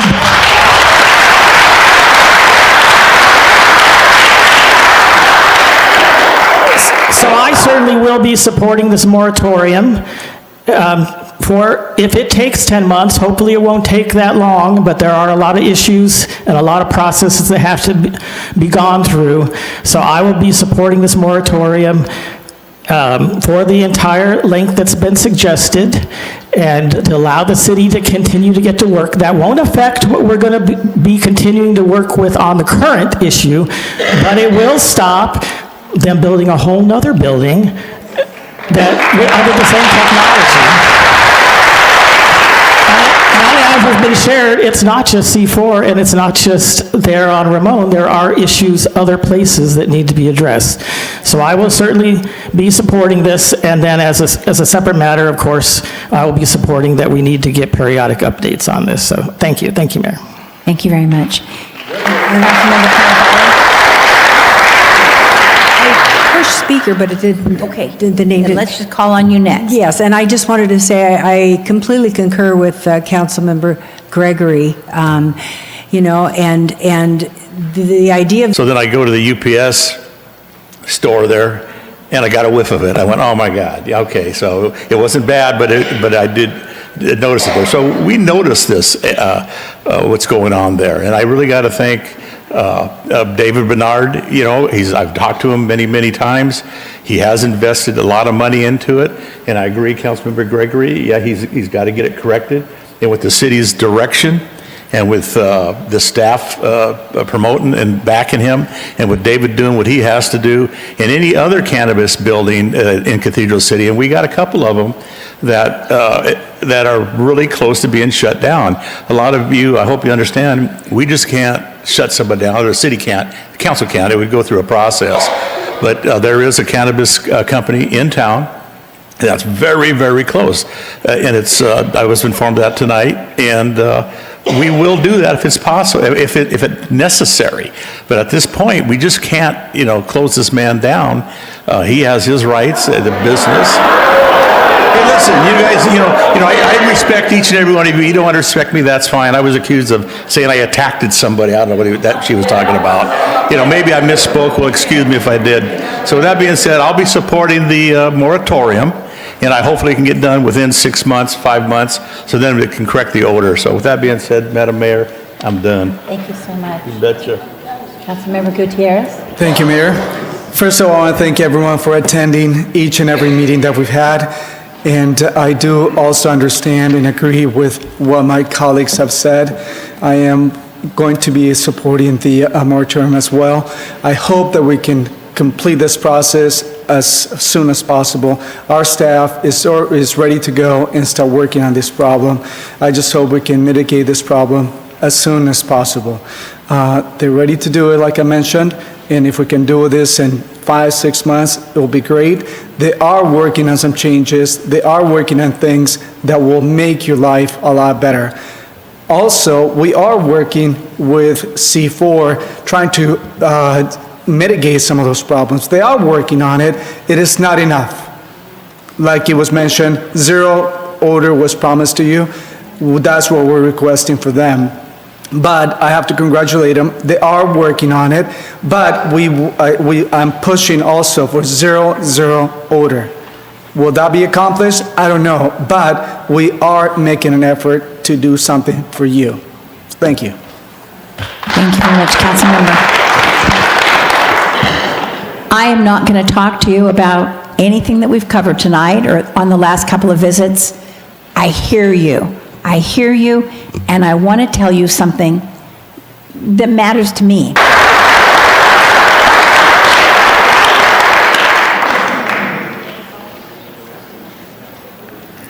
You probably don't want to stay for the rest of it. You're welcome to leave at this time, but you're welcome to stay, of course. Mr. Carvalho, yes, sir, we're going to go to public comments now, okay? Can I do it now? Yes. We're moving, yes. Yes. I'm sorry, Christina, what did you just say? Mr. Carvalho does have a regular general public comment, and we are going to that next. I just know these folks generally leave when we're done talking about ORPS, and if they wanted to, this would be the time they were able to. They don't want to necessarily stay for the whole meeting. And then you're up next. So I'm up now? You're just as soon as these folks might want to filter out, which they kind of are, and as soon First of all, I'm very angry that you changed the rules. Public speaking not on the agenda is supposed to come first. Obviously, you didn't want to hear what I have to say.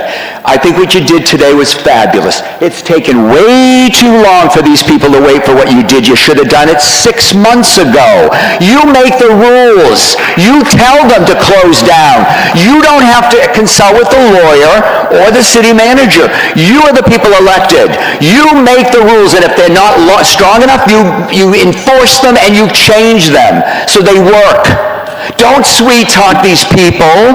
They don't need that. They need legislation. They need rules. We're running out of time. Mr. Carvalho, it's unbelievable.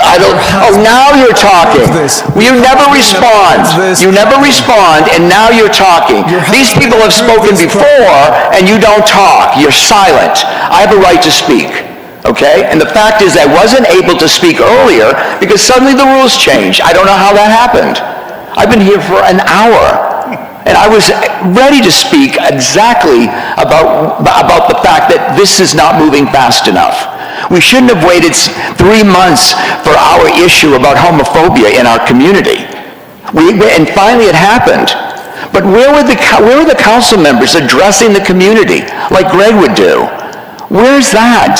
They have to come in force. You should know the smell is there. It's been there for a long time.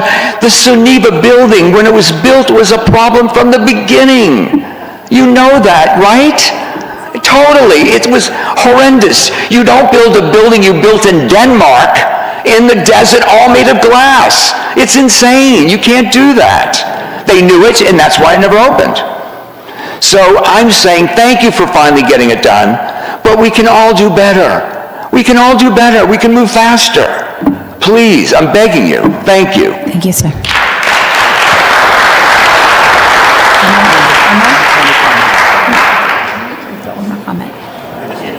His husband approved the project. Mayor, I do apologize. Mayor?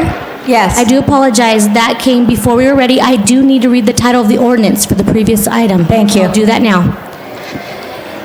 This is an interim urgency ordinance of the City Council of the City of Cathedral City, California, continuing the provisions of ordinance number 884, adopting and imposing a temporary moratorium on the approval of licenses, permits, approvals, or other entitlements for use, including any modification thereof, for cannabis businesses within the City of Cathedral City for an additional period of 10 months and 15 days. Thank you. Thank you so much. At this time, we're going to take a 5-minute break.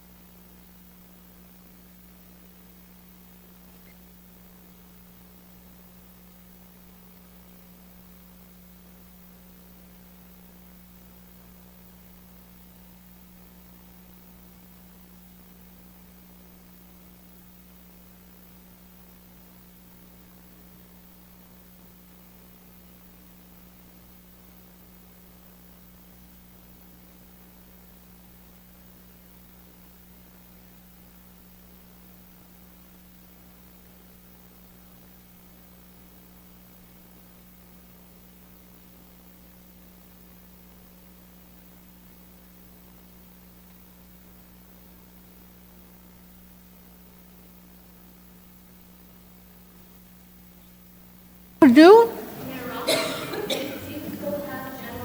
No, I didn't know we had any. I'm sorry.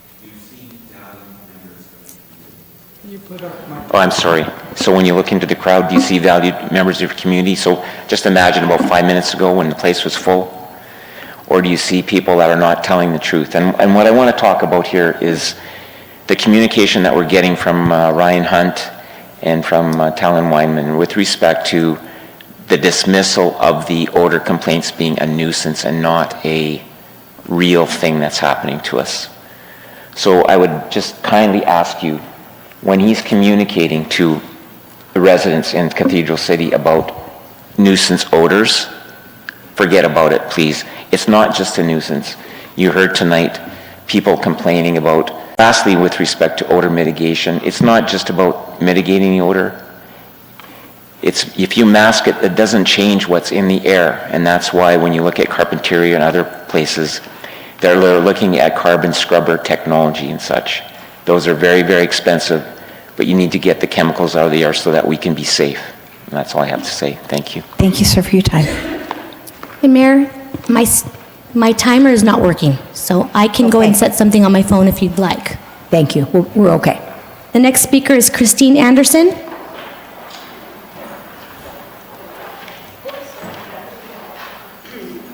Good evening, Ms. Anderson. How are you? I'm good, thank you. Christine Anderson, thank you again for letting me speak. I'm not going to talk about the moratorium, and I'm glad you are carrying it on for 10 months. I just want to talk about communication too. I met a lovely lady on February 22nd that works for your city. She was driving her truck into Orps Outdoor Resort, and she had her window rolled up, and I waved, and I said, hey, what are you guys doing? What are you doing here? Are you doing the odor thing? And she goes, yes. And I said, oh, thank you very much for taking your time. She put her window back up, and I'm an ambassador, so I thought I'd just kind of watch. She was in our park less than 5 minutes. You don't get a true evaluation in 5 minutes of what's going on over there. I left my number here. I would love all you to come and join us one night for cocktails and enjoy the odor that we're facing. It's horrible. Real estate's going down.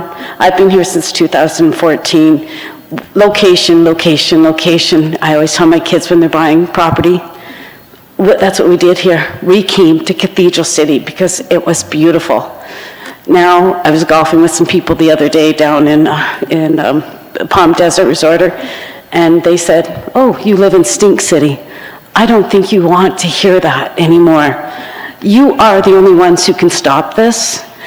Come on, please step up to the plate and shut them down till they fix it.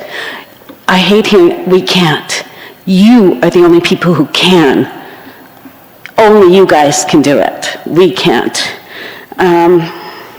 What was else was I going to say? The investment of money. Ms. Pollock, I need you to wrap it up. Okay, well, I'm not Mrs. Pollock, but I'm sorry. thank you very much. I thought you were Gail Yeah, Pollock. No, thanks. I'm sorry, you're Pam. Why don't I even have her here? And Mayor, I believe that's all we have. Oh, here she is. I'll pay the bottom. I'm sorry, Ms. Anderson, for getting your name wrong. So we can now move on to council reports. I'm sorry. We can move on to council reports now. Thank you so much. Let me give them just a second for those who are leaving. Mark. Yes. You already look so perky. I'm going to go council reports with you. Some more important business. No. Okay, council reports. I attended a special meeting, a budget workshop with council on the 25th. I also attended a meeting with Charlie, Andy, and David Bernard. The meeting provided update on the impact. David brought an offer to invest in the air monitoring and viral sweep at his cost, sort of a pilot program. I don't know if we're going to follow through on that. Charlie, I think you and Andy are looking into that, if that could be of any help to eliminate the odor. I attended the exciting Mary Nutter 2025 ceremonial first pitch big league. The mayor, ladies and gentlemen, could go pro. I mean, she can throw that ball at 100 miles an hour. There was a scout out there from the Dodgers. They want to sign her up. and it was a lot of fun out there. And then we have a sad note that Simeon, a lot of us know Simeon here with Agnes Pelton, he passed away tragically. It was an accident, and we're all going to miss him. You know, he did put all that Agnes Pelton historical property together. He was a real valued individual from the community. Along with Charlie and Ann and myself, we had an update with Craig Smith from Fountainhead. He shared that there will be a groundbreaking. I think he shared it with Ryan and Andy. The communication was going on. I think there's positive movement with farmers and the fueling station going in there, and then the groundbreaking be coming in April, hopefully. I was interviewed by Cindy Yukin today for her articles on the great job that Cathedral City's done with the amphitheater, community amphitheater, and I got to give a big shout out to Ryan promoting that, getting that going. It was fabulous. I drove by last night and I said, oh, this is a really beautiful. So a great shout out there. And then my last note was, oh man, I didn't put it in here. But it was a restaurant that I found, I can't remember the name of it now, Elvira's. It's right in the Stater Brothers Shopping Center. It's a little taco shop on the corner, and they got the best carne asada tortas in the world. I sat there, and I didn't look up, I just ate that whole thing. So if you get a shot, Elvira's little Mexican market, it's very clean, very bright, very friendly, authentic, delicious food there. So a shout out to them. So that's all I got, Madam Mayor, thank you. So much. Councilmember.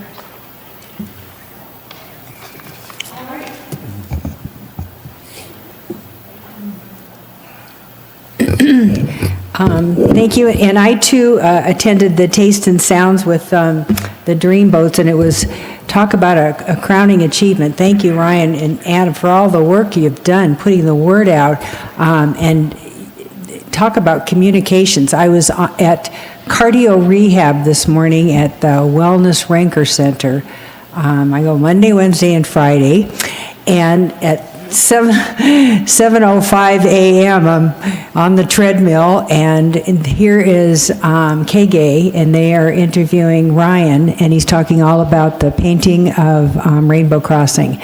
So the fact that we're all working to elevate Cathedral City in the public's eye and getting the word out, you're really doing a great job. So thank you so much. I really appreciate that.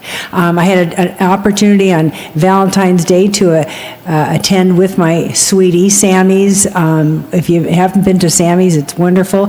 They have special occasion dinners, and this was one. They had a seating at 5:30 and a seating at 7. We're old, so we were there at 5:30. But it was absolutely delicious, and we're not really used to fine dining. And this was elegant salmon and tri-tip, and it was mouth-watering, and it's right here off Date Palm. So if you get a chance to patronize Sammy's, please do so. I too attended the Mary Nutter Collegiate Softball Tournament. CSUN, my alma mater, was there. Wonderful. And I, in addition to it being one of the largest event in the city, it's 33 to 35,000 people attend that over the 3-day period. Antonio Beishu and Gary Marshall, who is our former PACE commissioner, and Antonio is a current PACE commissioner, they had a kiosk out there and menus of different local restaurants, and it was packed with people. All the people from the softball tournament were coming over and finding out where they could eat. Everybody was starving, and Antonio and Gary showed them the menus. They took pictures of it and told them they could walk to DJs and walk to Casablanca and how to drive. And Eric Besserell had maps commissioned for doing such a great job in putting that on. I did have a chance to attend the Health and Wellness event that was hosted by the City of Palm Desert. It was put on by their Chamber of Commerce. Last year I attended one that they put on also from the Riverside University Health Systems. So I'm going to be chatting with Ryan and Eric and Adam about, going forward, we can bring something like that to Cathedral City, and what are the pros and cons of different groups facilitating it. So anyway, that was great. And then I just want to thank Antonio again. Yoga was 140 plus people Tuesday morning. resounding. It was wall to wall, and everybody was namasteing and happy. And as the people were leaving, they were saying, "We love Cathedral City. We don't know a community that offers this much for its residents and snowbirds that come in." And anyway, they just love it. So thank you so much. Tomorrow I'll be attending the Cathedral City Boys Club. They're having a breakfast. And on Friday, it's Cat City Liquors has been completely redone, new owners, refurbished, and their ribbon cutting is Friday at 3:30. So that's my report. Thank you, Mayor. Thank you, Mayor. Good evening. Since we last met, I attended a Coachella Valley Association of Governments Conservation Commission meeting in which the commission approved the purchase of 3 parcels, one which is the old Duck Hunting Club in Coachella/Thermal, and that was a total of 12.5 acres. Another parcel was purchased in the Indio Hills area. That size is 5 acres. And I also attended, along with City Council, a special biannual budget meeting last Wednesday. These meetings will continue on for the next couple of weeks until we adopt the new biannual budget. If you are interested in actually learning more about where the city gets its revenue and also how the city spends your money, please join us in those meetings.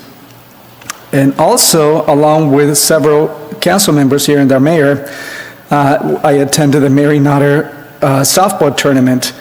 This place is incredible.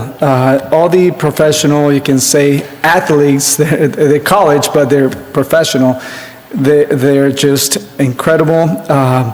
All the best teams in the nation played, and they also attend and stay at the hotels locally here. If you go and visit the DoubleTree, it was completely packed. There was no rooms available.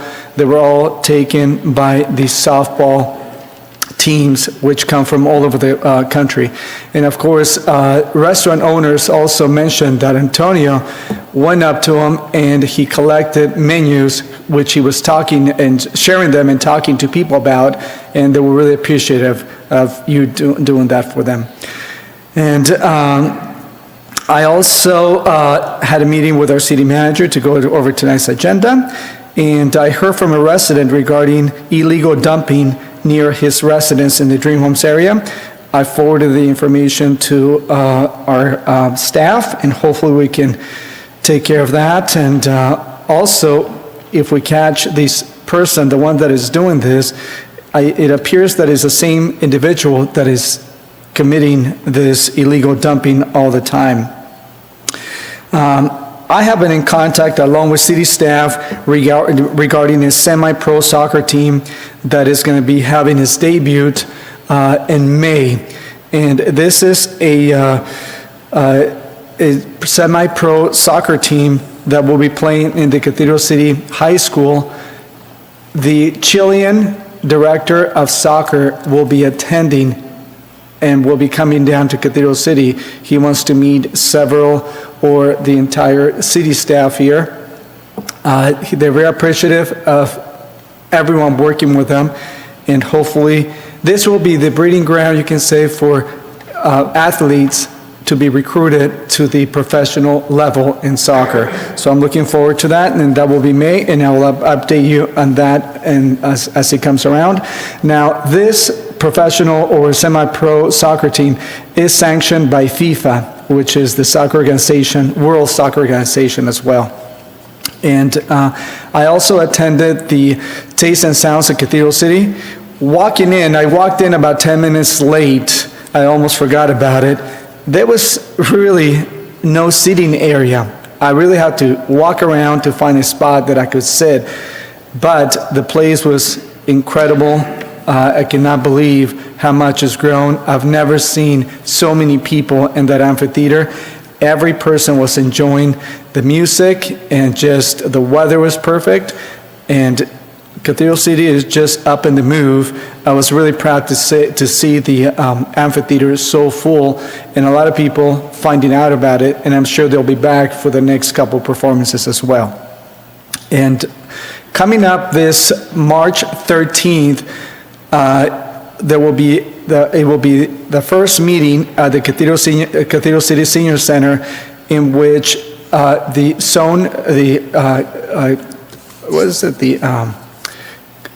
zoning code update will be held. The meeting will also be in Spanish. There'll be Spanish interpreters in case anybody needs to have the information translated. The meeting will start at 5 o'clock. It will be the first meeting, so come and join us. I will be there. And that concludes my report, Mayor. Thank you. Thank you so very much, Mayor Pro Tem. Thank you, Mayor. So yes, it sounds like it's been busy for everyone since our last regular meeting, which was, our last regular meeting was on February 12th. So I've attended a number of meetings and events. I'll go over some of them very quickly. On Tuesday, February 18th, I attended here at City Hall, but it was actually a board meeting of the, it's called the LoSAN Board. It's a joint powers authority that operates the train between San Luis Obispo and San Diego, known as the Surfliner. That train it looks like an Amtrak operation, but it actually is managed and financed through one of the 3 state joint powers authorities. I think there's a Central Corridor and a Capital Corridor or something like that, and then there's LoSAN. And the Riverside County Transportation Commission has a representative on that board, and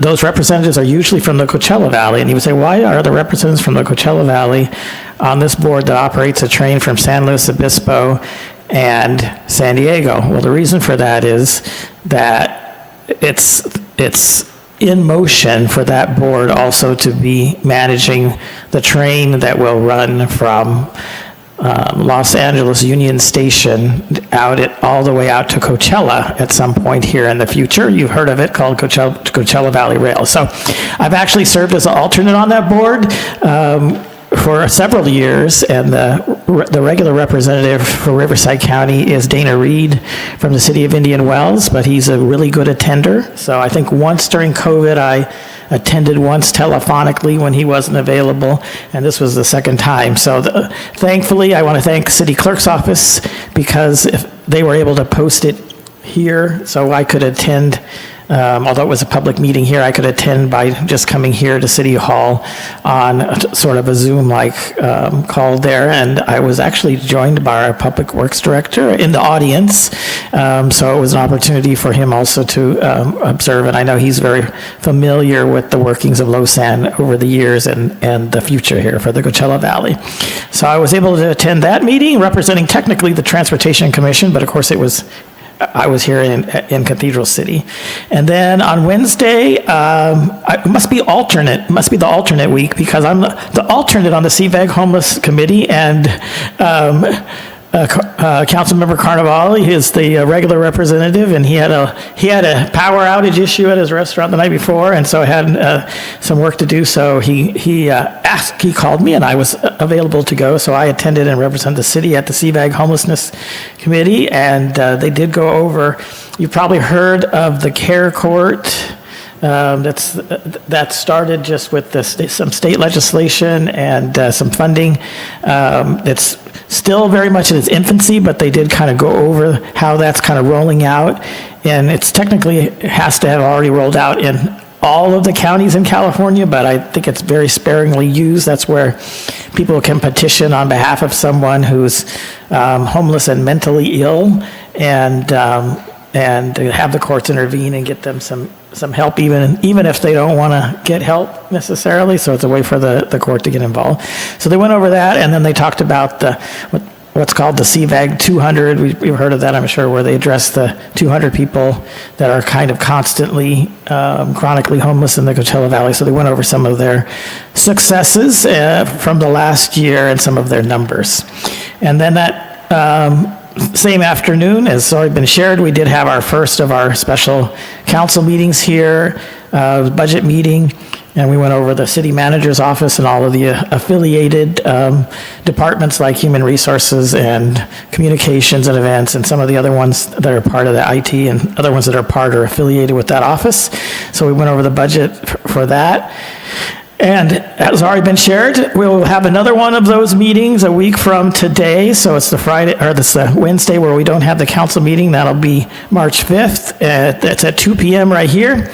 And I believe this is the fire department budget that will be up. So we'll be looking for a great fire department presentation this coming Wednesday, a week from today at 2 p.m. So if you're available and want to see what the fire department's been doing, they always start off by talking about what they've been doing. All the departments do this past year. So it's a good chance to catch up and hear about some of the plans for the future of the department. All right, and then on February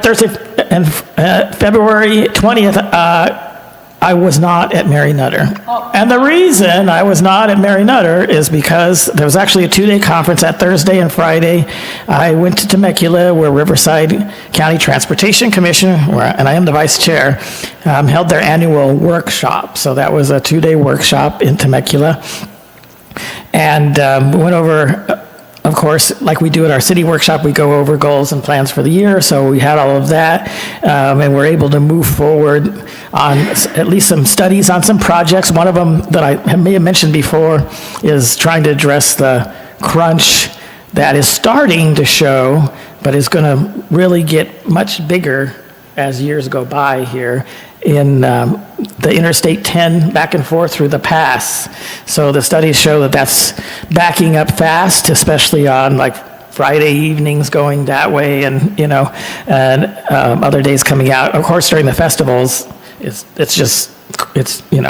terrible, and there really is very little that can be done to help with that. Coachella Valley Rail will help a little bit with that, but for those that will take it. But the projections are within the next 10 years that especially like Friday afternoons, most afternoons you can expect it to take 55 minutes to get from where Highway 111 meets I-10 to just where the 60 goes off. 55 minutes for that portion. Another 15 years after that, it will take more than 2 hours most days just to go through that portion. That's because of growth, infill residential, trucks, warehouses, all of those things are crushing I-10 in that area. That's not even addressing some of the issues that we have out there. You can imagine how it's going to be when it gets out here. So it's still in its infancy of studies. The state's regulatory climate almost exclusively does not allow anyone to build more lanes anywhere. So it would make sense to most people that you would build more lanes, but because they don't want to have building of more lanes in other parts of the state, they just make a pretty much blanket rule that they won't anybody build lanes. There are some exceptions for express lanes, or especially ones that allow for reduced costs for people that are ride sharing, those types of things. So right now, that's one of the things that's being looked at through that area. There's also some smart AI type of ramp metering that's happening. It's been happening in a few places. It started in Australia. They're actually experimenting with it on the I-15 in Temecula here soon. And so they're looking at that. So they're trying to find some long-term solutions, but those are the types of things. There's also a project moving forward on what's known as State Route 79, which goes over Lambs Canyon and goes through Hemet down that way. It's a jammed up mess already if you've ever gone that way. So there's slow work moving there. And finally, the city of Riverside kind of acquiesced to look at what can be done for the 91 where it runs through Riverside. I was surprised when I went on the commission all these years now. This is my, 7th year on there. Riverside has never allowed any consideration for those. People ask, why is it all jammed up there and nobody seems to be doing anything? Well, they're not doing anything because the city is not cooperated with moving anything forward. So there was a little bit of movement in that. So it was a good 2 days, and of course a lot more than that. And I was happy then be able to come back for the weekend, and then on that Monday morning, I'd had enough of the Transportation Commission, but what did I do? I went out to Palm Desert and participated, at least remotely there, in a Riverside County Transportation Budget and Implementation Committee meeting. And so that was moving forward. Last year, I think I reported that there was an issue with one of the criteria that they were allowing for grants, that they were only allowing for full scoring for projects that were at the west end of the county along the 1591 corridor, because it was identified as the most distressed corridor. But of course, that cut us out of being able to compete in the pool with all the rest of Southern California out here in the Coachella Valley and other parts of the county. So last year I was kind of instrumental in helping that change, so they were able to compete, and actually it add some of I think 10.3 million or something. The number may be wrong.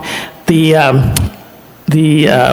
new Indian Bridge got some money set aside for that. Of course, it's going to cost much more than that, but it was, every little bit helps. So part of the reason we were so upset about that last year is because then it would set precedent for future years. So it was a good thing that we made a fuss last year, because they reapproved the rules from now going on until the rules are changed again. And it does allow projects on the CVAG priority list to also get full scores, as long as they're good projects. So that was approved again this last Monday. And then Tuesday, I only saw Councilmember Lamb and the city manager and a few other people, but I was also at Taste and Sounds. I don't know how I missed you, just because there was more than 2,000 people there.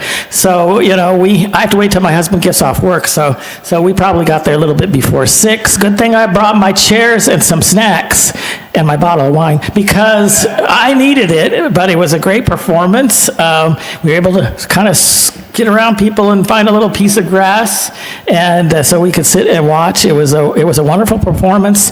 A lot of Canadians were there, so we love our Canadian visitors, and they were there enjoying themselves. I think 3 of the 4 Dreamboats are from Canada, so very, very popular with that group. But it was a wonderful presentation, and again, kudos to you, Ryan, and everyone on your team, and of course the whole city team for putting that together. And I was teasing Ryan and saying, well, could you have promoted this a little better, because it doesn't seem like anybody heard about it. But no, you did a great job of promoting it and putting it on. And it was, I know that we're going to, if that's any indication, we're going to have a good Taste and Sounds, because some of them are always attended a little more than others, but the more people that get exposed like that and see what a great facility is, and how it's easy to get in, it's easy to have a good time there, I think it's going to continue to be, bigger and better. So, as already been mentioned, this coming Saturday, get out your paintbrushes, because, I think we have paintbrushes, but we'll be repainting the Rainbow Crossing this Saturday, March 1st, starting at 9 a.m. They'll be providing some snacks and all of the stuff, so bring your dirty clothes, maybe something to kneel on, and come paint the rainbow right here in front of City Hall at 9 a.m. And I think if you're hanging around and you haven't had enough, I think that afternoon, it's not a city event, but I think there is an event. I think it's in the amphitheater. Is it in front of? Oh, they use that lawn out in front. But the Luchador will be having their Brew Fest this Saturday also. And so if you're hanging around City Hall and the weather should be good, feel free to go by that. And then the next time we have Taste and Sounds, we'll be kind of kicking off our LGBT Days week, and so that'll be the event next Tuesday night, starting at 5:30. So make sure that you join that, and then of course the big events for LGBT Days. There's events on Friday, there's events on Saturday. The big day, of course, is Sunday when we have our bed race. I think that kicks off around 10 or 10:30 here, but there's other events before that, plenty of events after that, so I encourage people to visit cathedralcitylgbtdays.com and look at the schedule. There are some ticketed events, there are some affiliated events with some of the other businesses around in the area, so you can find all that information on cathedralcitylgbtdays.com. So with that, I will end my update. Thank you. Thank you so very much. On the 12th of this month, I attended the Coachella Valley Economic Partnership meeting, and it will come as a great loss to our valley that Director Laura James has taken a position in another city and will be leaving CVEP. But of course, I wish her the very best of luck. I made a lobster dinner for my husband that night to do an early Valentine's, because I actually was working on Valentine's night. On the 13th, I represented the city on the CVAG Energy and Environment Commission, as well as took a meeting with Riverside County Animal Commission to discuss new ways forward with adoption. I spent some time in the morning on Valentine's with friends and family. The 17th was President's Day, and I participated in a Veterans Memorial Day. No, just memorial, not a Memorial Day, just memorial. The 18th was a meeting with the Salvation Army organizing the upcoming Veterans Affair. On the 19th, I attended a CVEP meeting first thing in the morning and then attended our first of many budget workshops where we heard from different departments. That evening, I presented Patsy Koken at La Tablita with a proclamation for all the work she has done to support nonprofits in our city and valley. It was also a fundraiser with the proceeds going to Cake for Kids. It was a full house. The media was there. She was absolutely thrilled, and I was thrilled to be there too. On the 20th, I threw the first pitch. Big surprise. You haven't heard that, have you? That I threw the pitch that night. Now, this may not seem like a big deal to you, but until I started practicing a week before I went, I had never held a ball in my life. I'd never held a tennis ball, a softball, a football. I am not a ball person. So I thought it was pretty good. I could throw it that far.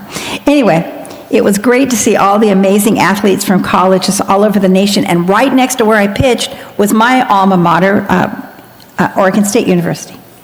On Saturday, the 22nd, I attended the Wellness Fair in Palm Springs also, and spoke later with a group of residents about the goings-on in the city, including 2 upcoming volunteer opportunities for them to help our animal campus and to do plantings of milkweed. Actually, I just had the seedlings dropped to me, the seeds dropped to me today, for monarch butterflies who are being considered for the endangered species list. On the 23rd, I took a day off. On the 24th, which came too soon, I was happy to meet with Felipe Ortiz from Assemblyman Greg Wallace's office. I attended a State of the City meeting and was with the events coordinator as well, and then attended a CVAG executive committee meeting in Palm Desert representing our city. And here we are today. I spent my morning with Sunline Transit, where I represent the city as their chair of the board, and led them to our board meeting. Last night, it's already been mentioned that 1,500 or more people had come to the Dreamboats, and honestly, they are dreamy. So I see why so many people come. That's it. I'm telling myself, I've concluded my statement. So that's it for council reports. We're moving on. I'm going to try for the third time, Christina, to say, could you please introduce the consent agenda, please, and the items? Yes, Mayor. Thank you. Item 5A is to waive reading of ordinances on the agenda. Item 5B is to approve the February 12, 2026 study session and regular council minutes. Item 5C is to accept the resignation of Sunshine Herrera from Historic Preservation Committee. Item 5D is to accept a gift in the amount of $50,000 from Grizzly Entertainment and approve $5,000 in crew travel expenses for a drone light show at Cathedral City LGBT Plus Days. Item 5E is to reject all bids received for the construction of the Highway Safety Improvements Program, HSIP Cycle 9A, Traffic Signal Improvements and 12 Intersections Project C08752. And that concludes the consent agenda. Thank you. Are there any members of the public who wish to comment on this? I did not receive any request to speak forms. You're a member of the public and wish to comment on the consent agenda, please raise your hand. Any comments from council? Do we have a motion to approve consent agenda, please? Approval? Second, somebody? Second. Thank you. All in favor? I have a motion by Mayor Pro Tem Gregory and a second by Councilmember Gutierrez. That's it? Please vote. Well, you'd like to think it was that easy. Okay, how do I sign in? Shh, we're almost there. We're being quiet. Did you lose the vote screen? Okay. Yes, I did. Thank you for asking. But this knight in shining armor is getting it back right now. Or maybe we could just do verbal. What's your verbal vote? It's aye. Aye? Okay. And motion carries, all ayes. Thank you so much. So our next item, number 6, is a legislative action to award professional services agreements to Ardura Group Incorporated for the CWSRF Septic to Sewer Planned Project. Maybe to report, City Manager? Thank you, Mayor, members of the council. This is an item to award a professional services agreement. This is related to the septic to sewer planning project. This is a big grant that we received from the state, and I'm really pleased to see this moving forward to the design phase. And Elizabeth, go ahead. Thank you for the introduction. Good evening, Mayor, Mayor Pro Tem, and members of the City Council. I'm here tonight to recommend the award of a professional service agreement to Ardura for the Clean Water State Revolving Fund Septic to Sewer Planning Project. Since the 1990s, the State Water Resources Control Board has coordinated with local water agencies to study the effects of septic systems in the valley. Studies have found contaminants from septic tank seepage, which threatens drinking water, and converting to septic systems helps to minimize this risk. Most of the city has been converted to a sewer system, and only 6 residential areas remain unsewered currently. In the past years, the city has received concerns from residents over failing septic systems and odors, and altogether, these factors have led the city to seek funding for the septic to sewer planning project from the Clean Water State Revolving Fund. The Clean Water State Revolving Fund is administered by the California State Water Resources Control Board, and it provides financing options for water infrastructure projects, including septic to sewer conversions. And in August of 2024, as the city manager mentioned, Cathedral City was awarded $2.4 million for a planning project to convert 6 residential unsewered areas. Cathedral City is serviced by 2 water agencies who own the sewer systems, Coachella Valley Water District and the Desert Water Agency. The city has been in coordination with both water agencies since the planning grant application phase. And the purpose of the septic to sewer planning project is to plan for the connection of 6 residential areas, which are seen here, based on the jurisdiction in which they're located. So 5 of those areas are within CVWD service area, and 1 is within the Desert Water Agency jurisdiction. This map here shows the 6 service areas proposed to be connected. As you can see to the left, the green area is the area serviced by Desert Water Agency, which includes Lakeview condos. And then the area to the right in yellow is CVWD service area, which includes the 5 other neighborhoods of South City, Caliente Sands Mobile Home Park, Papaya and Pomegranate Lane, Royal Palms Mobile Home Park, and the Whispering Palms neighborhood. So the Clean Water State Revolving Fund Agreement requires the following scope of work for the septic to sewer planning project. And to remain compliant with the grant, all work must be completed by June 30th of 2027. It will be necessary to complete and submit documentation to the California State Water Resources Control Board for both DWA and CVWD during the project life.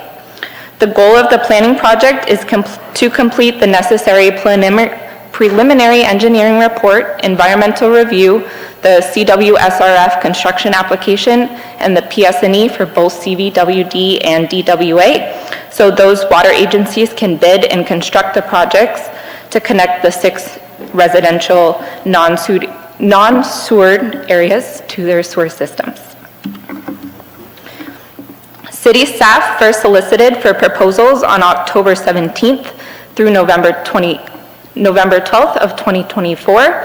It was advertised in the Desert Sun from October 23rd and on October 31st, and it was on the city website from October 17th through November 12th. And during this first solicitation, the city received no proposals. So upon receiving no proposals, city staff contacted the California State Water Resources Control Board, who informed staff that directly soliciting proposals would be acceptable under the agreement. They recommended that the city receive at least 2 to 3 proposals to maintain a competitive process. So the city staff solicited proposals from 9 consultant groups who have expertise in this area, and the deadline to submit proposals was January 16th of 2025. In total, the city received 4 proposals.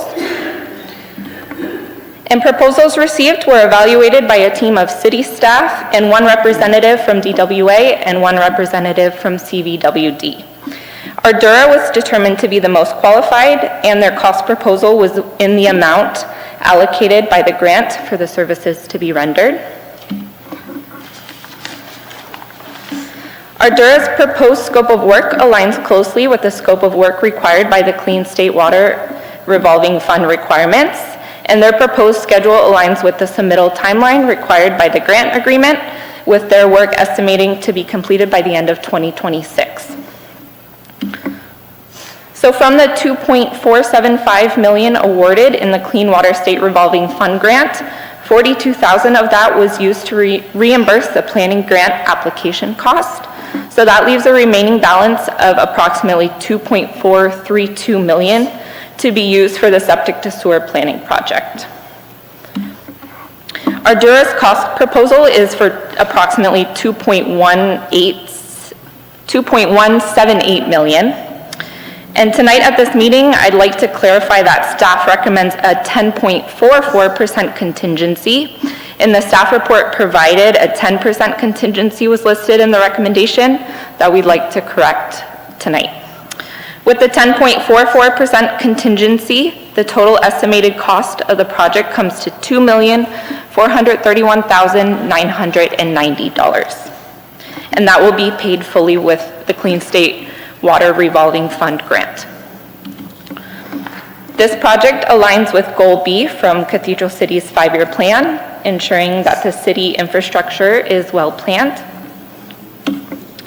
And in summary, staff is requesting that City Council award a professional service agreement to Ardura totaling $2,178,017.56.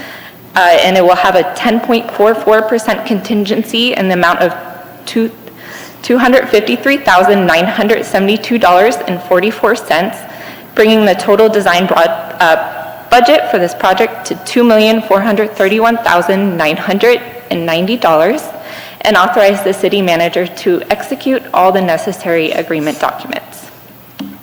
This concludes my presentation. I do have a representative from Ardura who is here as well that could help answer any questions. When we get to questions, I just want to tell you, we do love us a grant. Those are pretty nice. Council, do we have any questions? I do. Hello. Thank you for your presentation. Now, the area that was mentioned, which is the South City Ocotillo Park area, does that include ANSA and also Marina Road? Yes, yes, it does. Thank you. That's it. Mayor Pro Tem? Hi. So I'm not familiar with these types of, type of process. It seems interesting that we apply for the, this is actually to do the researching for the planning, and it's quite expensive, but I anticipate that it's probably quite a lot of technical work for all these different locations, but it's not our sewer. So is this normal for cities to apply for these, and I see as part of the process, we would also be completing the application, or the consultant would be completing the application for a construction grant, assumably from the same board or the same water agencies, but then that construction, would that be done by us then, or would that be done by the water agency? It seems like it's got their name on it, like we would get the grant and then it would go to them and then they could construct this? Yeah, so starting with the construction, the water agencies would be the lead for the construction phase of this project. So they would kind of take over at that point? Yeah, and the city is the lead for this aspect of the project, the planning phase, because we do have a unique situation here where our city has 2 water agencies.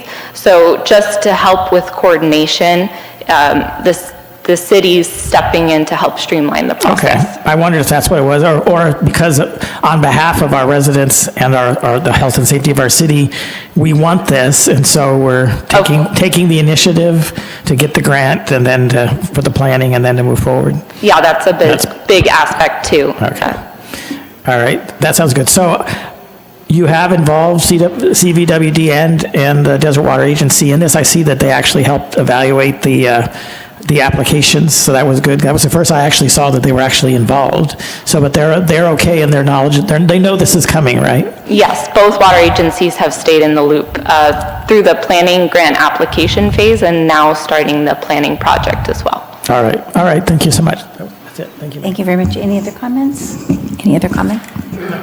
Perfect. So I would move approval with the note that the contingency is 10.44% as stated here in the oral report.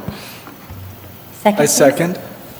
Second from Ernesto Gutierrez. And Mayor, before we vote, I just want to let you know we have no members of the public, so there are no public comments. So we have a motion by Mayor Pro Tem Gregory and a second by Councilmember Gutierrez. Please vote.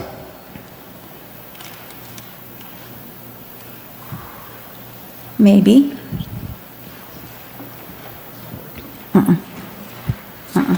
Mayor Ross, if you want to verbalize your vote. Oh, it came up I see it colored now. when I clicked it. Okay. Okay. Thank you. And motion carries, all ayes. Yes, ma'am.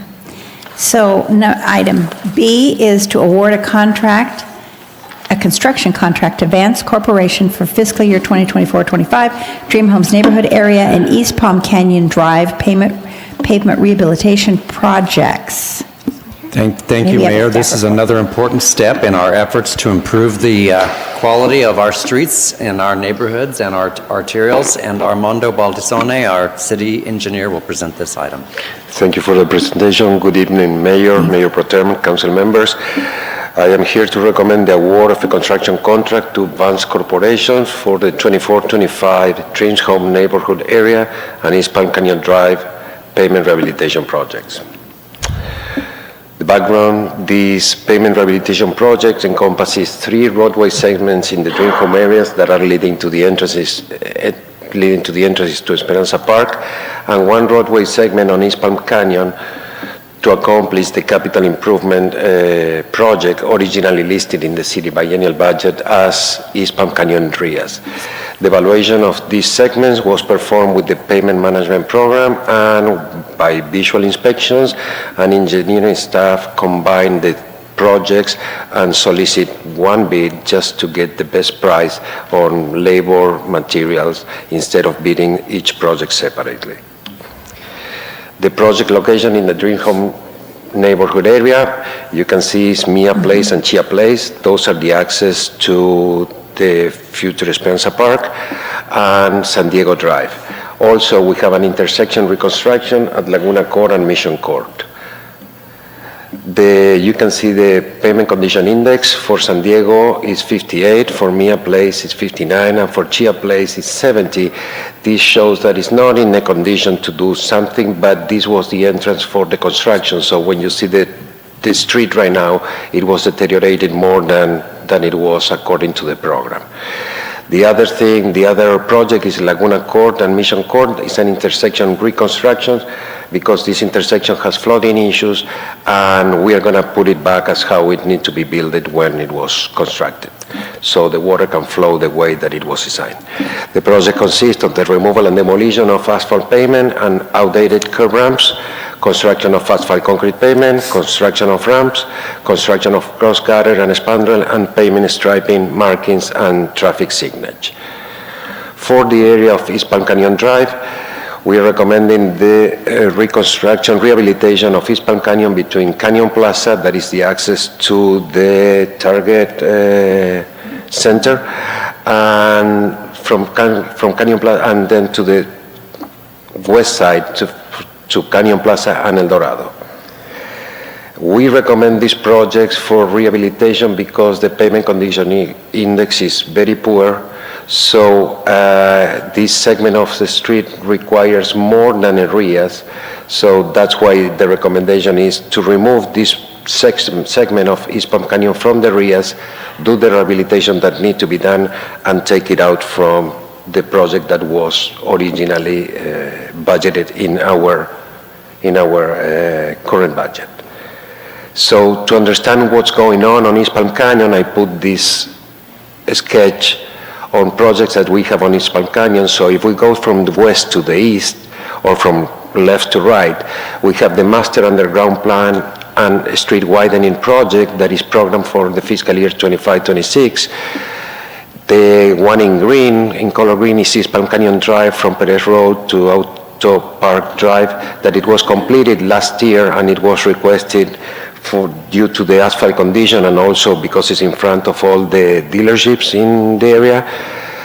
The East Palm Canyon Drive from Canyon Plaza to Canyon Plaza and El Dorado is the one that we are recommended for reconstruction right now, and all the other ones that are in blue is the RIAS project that is programmed for this year that is going to come in front of you on March 26 with the cost. So the construction bid solicitation was available to contractor for 14 days. The invitation to bid was advertised in the Desert Sun in January 24 and in the Cathedral City website and plan room from January 24 to February 6. The bid opening was held at the City Hall on February 6. The city received 8 proposals and the lower responsive and responsible bidder was Vance Corporation from Beaumont, California. The fiscal impact, the project construction cost, Vance Corporation bid amount is for $482,000. The contingency that we are proposing is 20%, $96,000 for a total project construction cost of $578,210. The funding sources for this project is the area of Dream Home Parks is going to be funded with assessment district funds, and the East Palm Canyon project is going to be funded with MOE general funds. As shown in your report, the area for the Dream Home areas is going to be in the order of $310,000, and the area for East Palm Canyon Drive is going to be in the order of $267,000. So the environmental analysis, these projects are exempt from NEPA and CEQA. These projects align with the 5-year strategic plan, the goal being community investments, to develop the 5-year plans to achieve a citywide pavement quality index that ranks Cathedral City within the top 3 cities in the Coachella Valley. And as in your staff report, the recommendation is to award the construction contract to Vance Corporation in the amount of $481,836.28. Approve a 20% contingency in the amount of $96,373.72 for a total project budget of $578,210. Authorize the city managers to execute the required contract and authorize the city engineer to request bond insurance and issue the notice to proceed. That concludes my report, Mayor. Back to you. Thank you so very much. Does anybody have any questions? Councilmember. Thank you. Armando, the low bid won, correct? Mm-hmm. But it seemed like a really a far gap between the first, second, if you can go back to that. Mm-hmm. I mean, well, it's almost. They're all pretty close, but it's almost 2%. Yeah, I mean, so they can work with that kind of margin in a fair game, buying the same equipment, labor, and everything. How can one company be so much less?